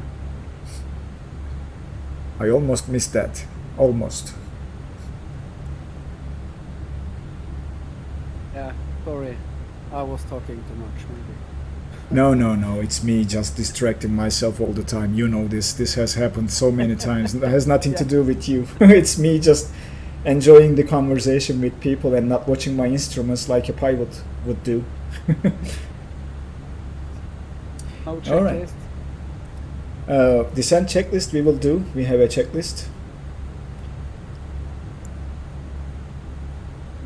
So how is the stream? How has the stream gone? It's you haven't had any problems? Not with the stream, and I figured out what was wrong last week. I'll tell you the story. I'm just watching the aircraft to see that if it's going into the descent. Maybe I should just do this and put it into descent mode myself without worrying too much. Alright, now we are descending. That is fine. And what happened? Oh yeah, sterile cockpit. You broke that rule. You're correct, Daniel. What happened, Captain Magazenon, is the FENIX A320 is using way too much CPU in the background. Okay, and I was doing a research since last week on what was the issue. I mean, my computer is maybe not super powered, but it is beefy enough with a Ryzen 5 5600 and 3070 Ti. The app running in the background was creating a CPU bottleneck. So the CPU was not able to process the video to stream it, as well as run the app, run the sim, and all the apps that I run in the background to stream. Oh. So what I did is I reduced the graphics quality a little bit, not little bit, quite a bit, and then tried to give the CPU some more headroom, which worked out pretty good. Since we started, I haven't seen any issues with the stream lag, so it is working fine for now. It's great to hear. Yeah, Yeah, so you know, in VR, I also had problems with the Phoenix. and I know what's causing that. So Fenix Simulations developed this aircraft in about 9 months. So when you think about how long it took PMDG to develop the 737, that's pretty fast for an airliner with system simulation. And when I was reading, what I found out was, and look at my displays now, they started lagging again. What I found was there is a company called ProSim. So ProSim is a company who makes full motion flight simulators for flight schools and airlines for flight training. So Fenix Simulations made a contract with them and got the system simulations from ProSim. That's what's running in the background, and that's why this aircraft has very deep system simulation. And due to that workload in the background, the Fenix apps is consuming like 20% CPU in the background. The entire sim is using 35%, and I said like, this is ridiculous, like 20% CPU uses just by one aircraft to run. But that's what it boils down to. Like, look at my display and how I'm gonna show you the altitude. See how the rendering is lagging there as the app struggles to run the sim. Yeah. It's jumping, you see that? Yeah, I can see it. And when I check the task manager, I'll tell you how much CPU it's using right now. 79% CPU usage. Sim is using 30%, Fenix app is using 24%. So that's ridiculous. I hope they optimize this.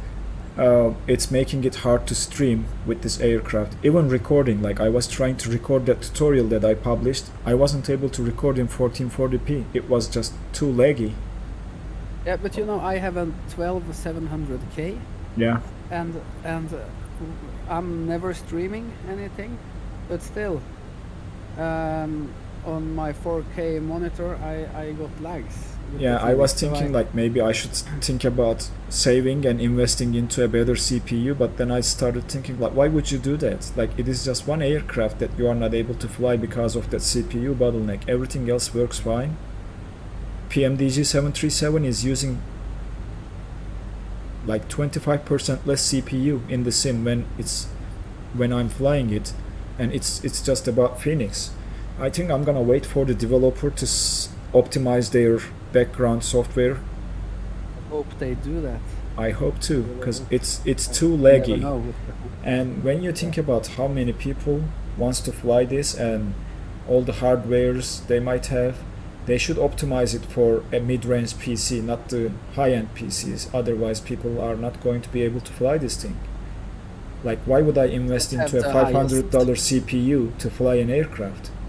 I was thinking about Ryzen 7 5800 3D, which recently released by AMD. That's the best gaming CPU right now, because it has a 96 megabytes level 3 cache. Yeah. Oh, yeah. That's 96 megabytes is making the difference, and they say it is 40% faster in gaming than the 12th generation Intels. So that's the best gaming CPU. We have a subscriber again, I guess. 40%. L1.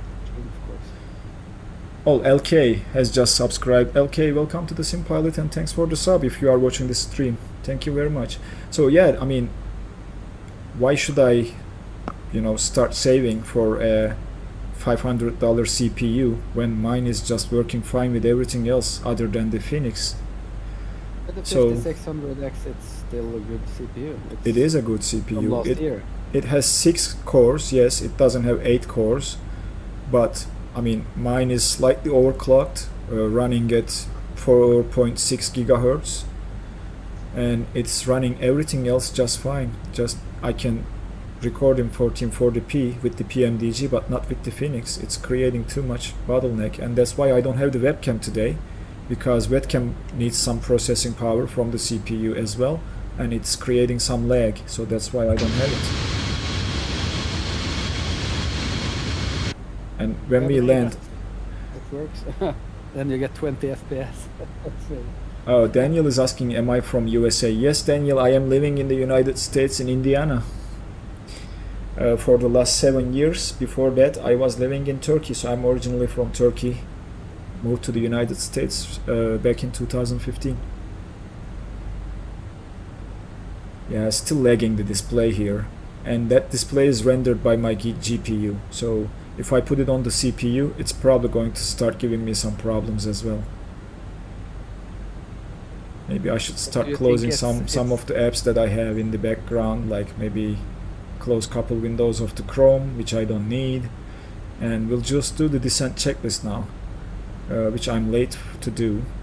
Arrival and weather data is obtained and set. QNH at our destination is 1010, temperature is 29 degrees, and our minimums is 322, which is set on the FMA. Radios, we are not going to worry about that, we are not using ATC. Oh, Daniel says my best friend is Turkish and he works with me at United. I'm from New Jersey. Oh, say hi to him from me, Daniel. Glad to meet you, man. Thanks for being here. Alright, MCDU approach page is completed. If we go in there, performance, next phase approach is filled in. FCP is set for our glide slope altitude. Altimeters are going to be set when we reach the transition flight level of 5000.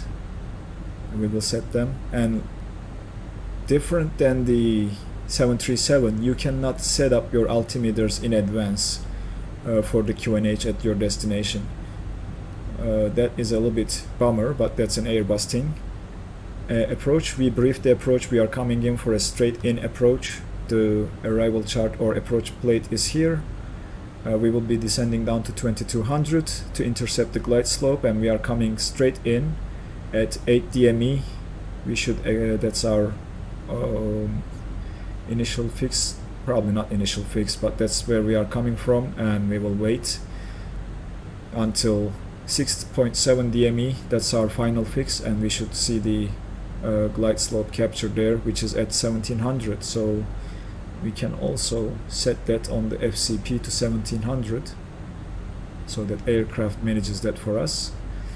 We will be using max brakes, and the reason using max brakes is to vacate the runway at Charlie taxiway, which is about here. Runway is 2755 meters long, and our performance calculation is giving us a stop distance of 1100 meters, and we will vacate the runway from there.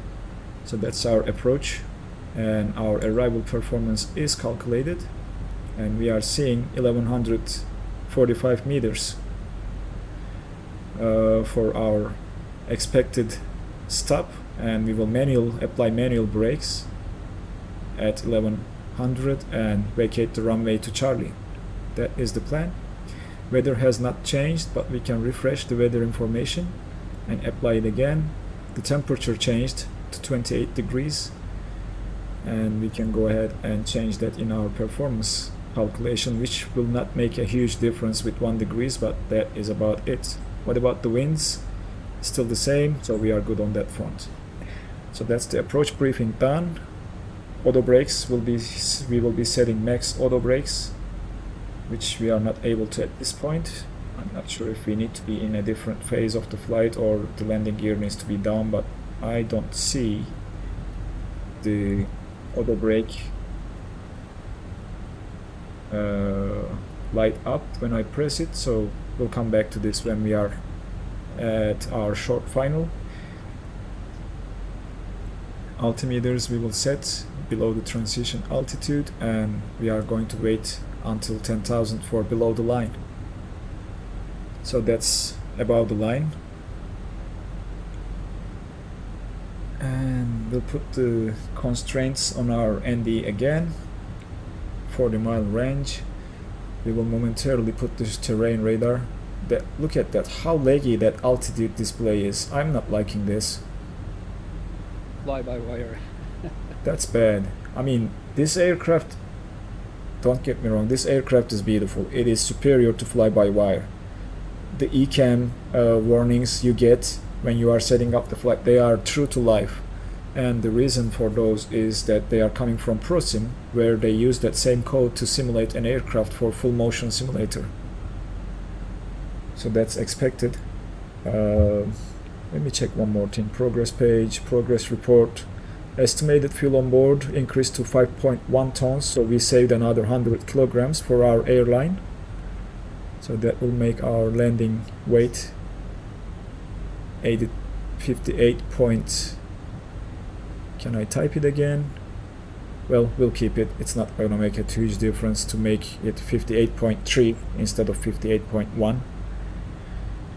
That's within the margin of error, I guess. Coming down to 14,000. Come on, man. Render those displays properly, please.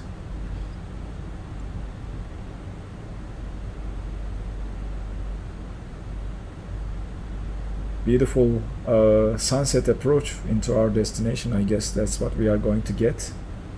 It's beautiful. It is beautiful. It is beautiful. There you guys are. I'm waiting on the ground. You are waiting on the ground? Yeah. So that's where the airport is, I guess, then. Yeah. Where I see you. Okay. I just had to buy that Sting 4. Yeah. It's nice in VR, you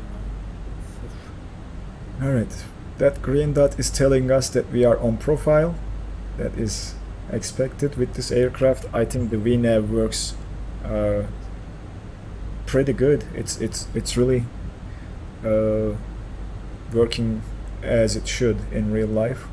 And again, this might be coming from ProSim. So I wasn't able to find any information on what part of the simulation is coming from ProSim code, and that's the other reason of this aircraft not supporting the home cockpit setups.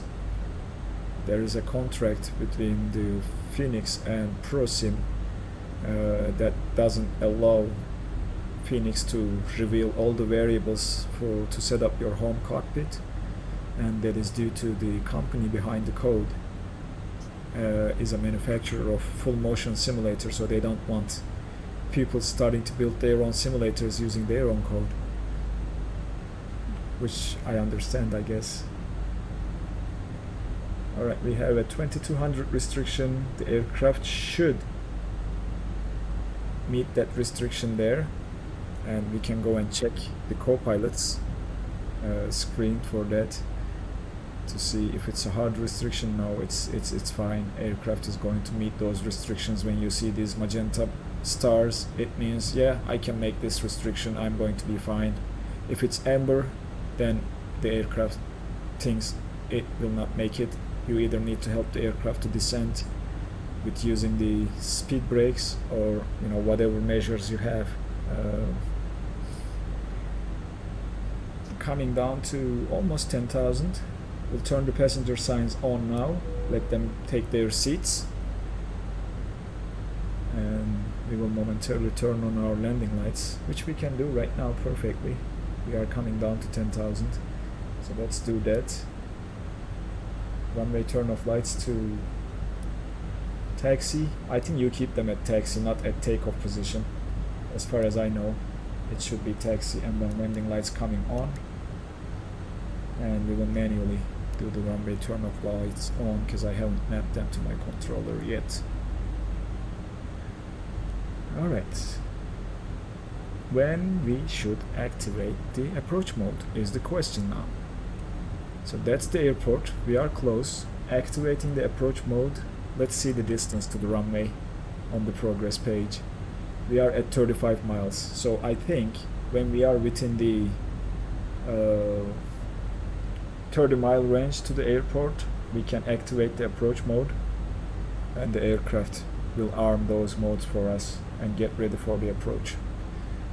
So we probably need to start thinking about the flaps when we get a little bit closer, and watch for that too. And remember, performance page, we can activate this here and it will slow us down, so we don't want to do this at 30 miles. It will take more time, so we will wait for this.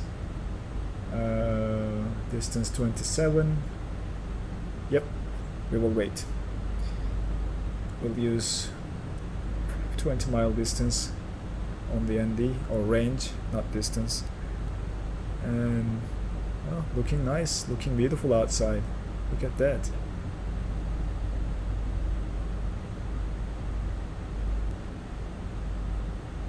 Anything else we need to worry here? Let's arm the speed brakes. We will need them. So speed brakes are, or spoilers, not the speed brakes. We are arming the spoilers, not the speed brakes. Speed brakes are the ones that you use when you are up in the air. Spoilers are the ones that you use to stop the aircraft when you are on landing. Now let's see if we can set, or we probably have to activate the approach mode to be able to set the auto brakes. That's what I'm thinking. 20 miles, we can now activate the approach phase. And let's see if we can set them up now. No. Or is there a fault? That is interesting. We'll see. The aircraft will start slowing down. So as you see, it's slowing down to green dot speed. That's the minimum clean flap speed with our current weight. And we will keep that there and do not introduce any flaps, at least for another 7-8 miles. When we are at 15 miles, we can start thinking about the flaps.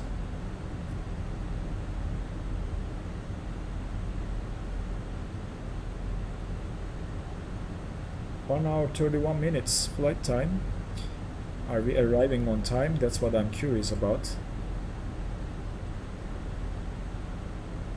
Oh yeah, okay, so I forgot about that. We cannot use this ground services. So we are in flight mode. We can scroll this around, weather at our departure, and we can just do the arrival METAR too to see the last changes. There are no changes. Hi Auro, how are you, buddy? Welcome. We are about to land. You just caught us in the right time. We started to see the runway lights. What's our distance to the runway?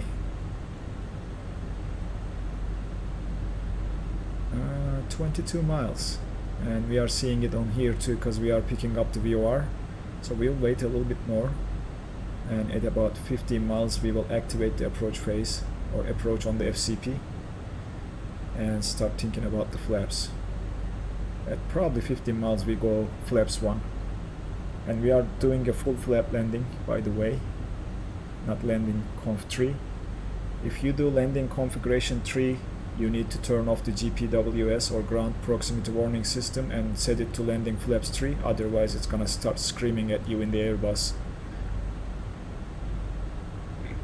Oh, Auro, don't tell me about it. I have a huge, like very tall grass that I'm planning to mow or cut it after the stream. It's gonna take me probably another 3 hours to cut it, because it grew too much. It rained a lot last week.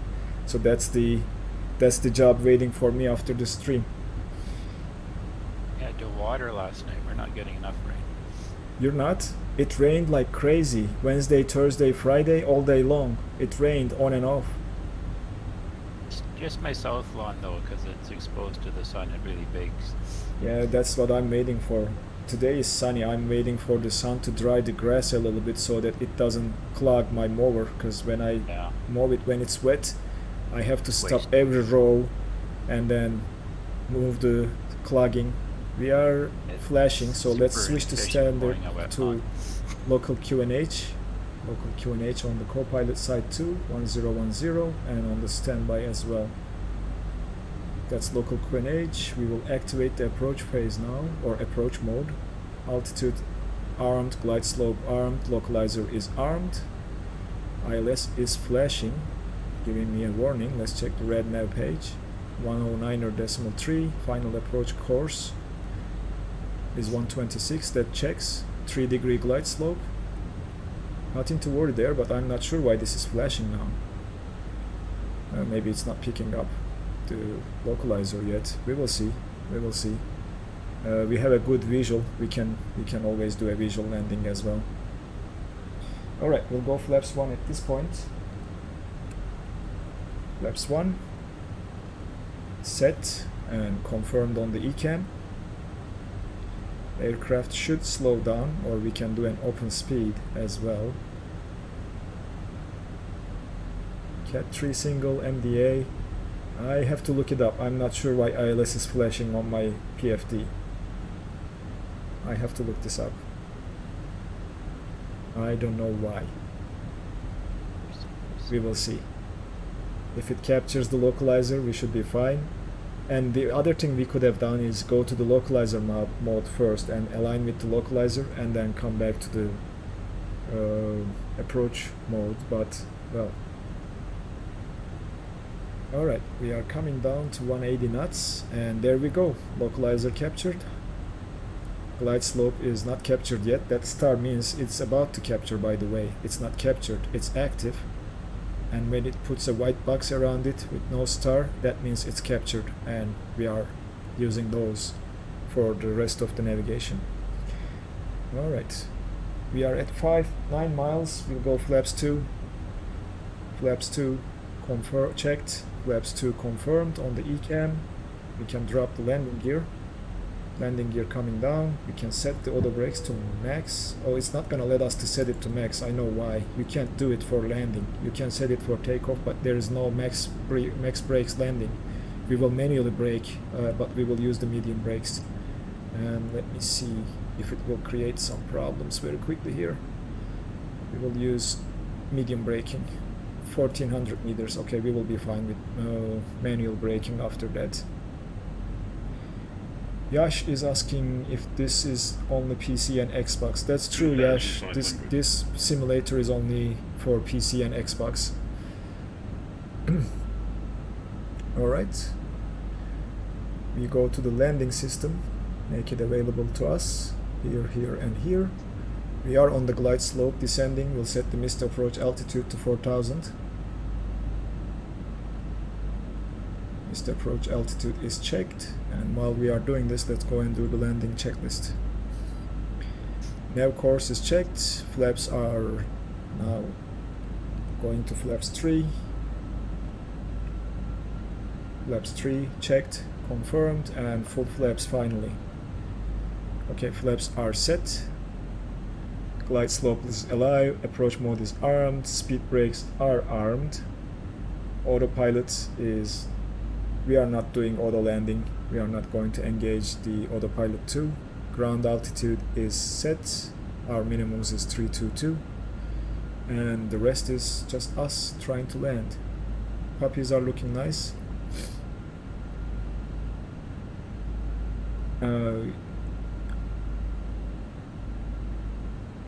Okay, I didn't know that, Auro, that you can run it on a Mac with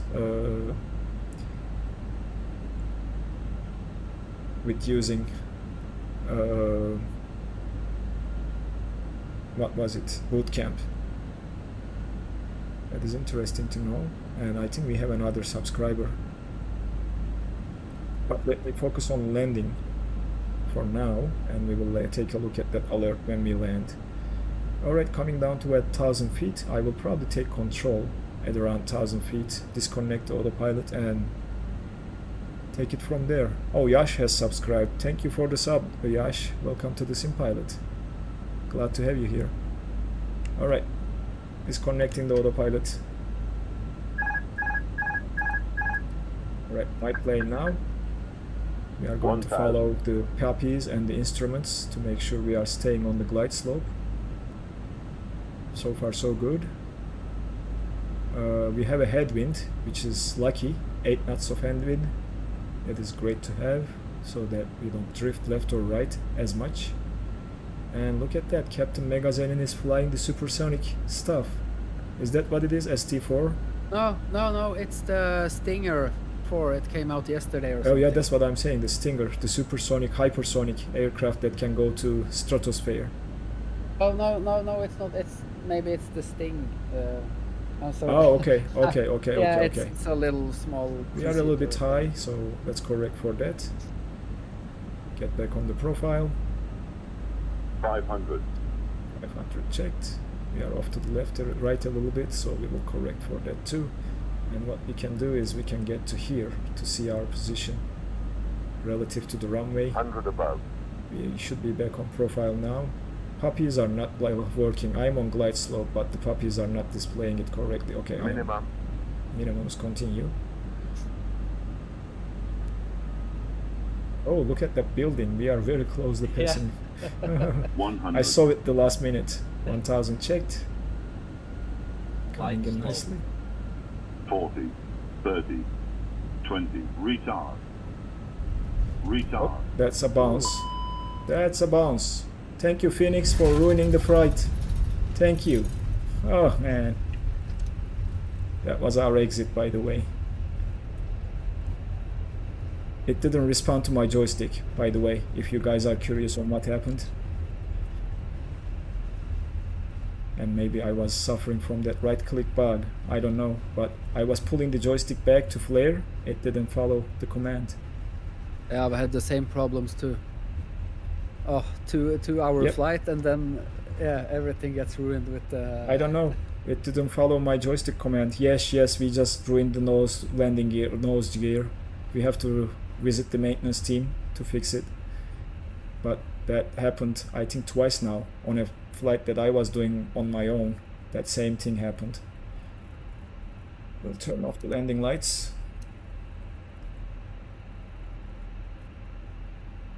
Probably have to change our taxi plans a little bit and go back on the taxiway. That building. Man, that was unfortunate. I was like getting ready to do a good landing, and then all of a sudden, okay, my joystick is not working. Oh. Yeah, whatever. I feel sorry for you. I feel sorry for myself as well. Oh. It's So that's the taxi lights. Transponder can go back to auto at this point, and we will just put the strobes to off. All right, we can follow this taxiway now. Oh, you see pilots doing that? No, I would probably not do this in real life. That's probably bad for the passengers, and you will probably get something from your airline as well. Yep, Fenix A320 Aero, and it happened multiple times where it decided not to respond to joystick commands. I'm not sure why, but I had that bad luck before. Alright, let's go back to arc mode. We don't need the landing system or flight director anymore. We probably need to speed up a little bit to get to the terminal. We'll just roll this back to 100 and speed back to 100, and altitude or heading remains at 0 for the next flight, whoever is going to fly the aircraft. And we can clear that warning and check the status page. It's normal. Okay, we're good. So now where we should park. Let's check the taxi chart very quickly. Okay, we are coming to the terminal. We'll just use one of these gates.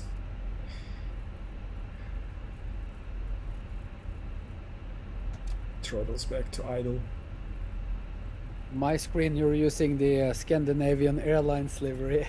Am I? Yeah. Yeah, too bad. That was a bad landing. But I didn't expect the joystick to not to respond. Anyway, all good. We'll live with that. At least we didn't crash or ended up with a black screen saying you caused too much stress to the aircraft. I think we should take this next left turn into the terminal and park somewhere between those big guys over there. Let's slow down to about 10 knots to make the turn. There we go. Oh yeah, Daniel, if I have started the flight recorder, I could have replayed the landing and we could have seen how bad I was, but I forgot to turn it on. Sorry about that. Yeah, I'll try to remember that next time. I think I'm gonna go for this gate. I'm not seeing a marshaller around here, so I'm gonna park right there. Thanks for waiting us. I think this is what will take us to that gate. And let's see if I can still park it, because I'm terrible at parking aircraft. Alright, that's our gate. Let's slow down just a little bit more. There's no mark for where to stop, but I think we should stop before that white line. So let's come there and gauge it like this. That is, I think, enough for me. We'll set the parking brake. We forgot to start the APU. We will do it now. Wait 3 seconds. Turn it on. Parking brake is set. Ground spoilers, we can disarm those. We can bring the flaps in. And we are getting ready to shut down the engines when APU is available. I hope they fix the weather API, or they just give the weather API with Sim Update 10. So that we can use the weather radar in this payware aircraft. I heard PMDG released an getting ready to release an update to their 737 very shortly. Alright, let's see if APU is available. Not yet, but shortly, looks like.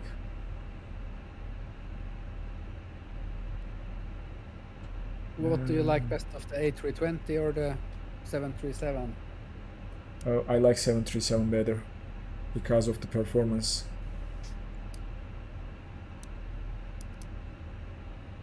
And I think you have a lot to do in 737. Airbus is pretty much automated, so it doesn't give you too much to do as the virtual pilot. And I don't know. I like the Boeing. I like the 146 too. Oh, that might be the one I'm using in the next stream.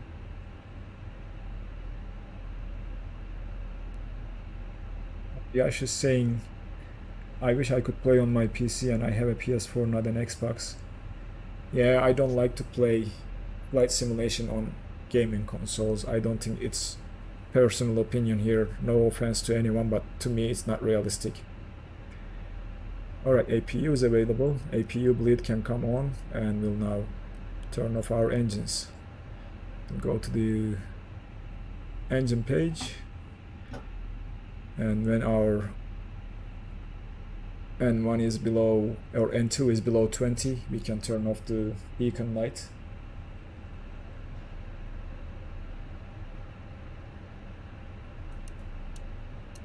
Beacon is off, and we can turn off the passenger signs and start deboarding the aircraft. The jetway looks like is connected. Yep, it is.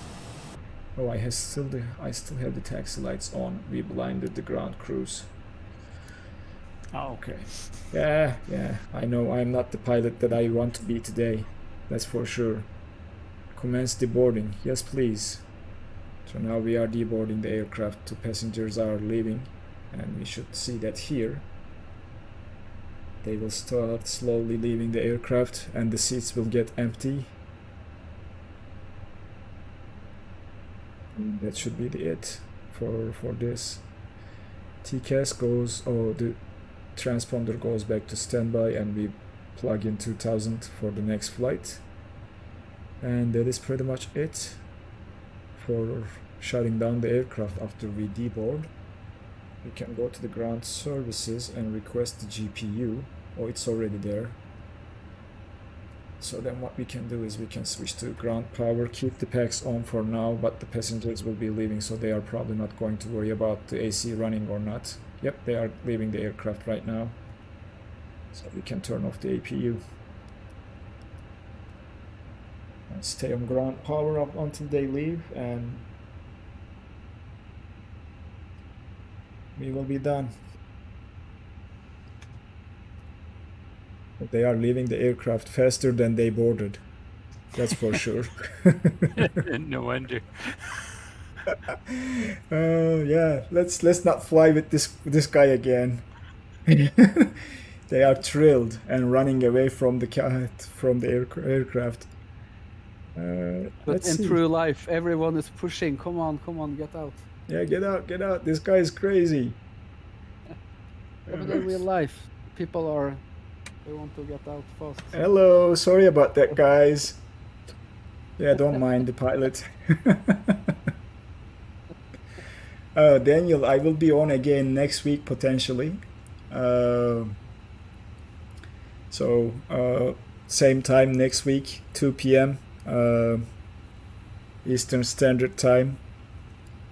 I will be streaming for our next destination, and next week I'm probably going to fly the 146 Professional 200 variant or 300 variant. We don't need the clock anymore. We can check the ACARS messages. And complete the flight if we have anything to do there. Arrival message, yep, arrival time, that checks. And no passengers, we are ready to shut down the aircraft. So we'll turn everything to off. Why my runway turn off lights coming off? Nav lights to off as well. External power off, and batteries off. That will shut down when the APU is when APU spools down. We still have some APU power. There we go. Well, that's it, guys. Welcome to our destination airport. I keep forgetting its name, but Pinto Martins Airport. So next week we will be departing from here for another exciting flight into Sierra Bravo Romeo. What was it? I already forgot. I have it in the flight plan. Oh, we're going to SBRF. Okay, Sierra Bravo Romeo Foxtrot. Yep, that's where we are going next time. And I hope you guys can join us again. Thanks for being here today, and Captain Magazine, thanks for joining for the last part of the flight. Yeah, of course.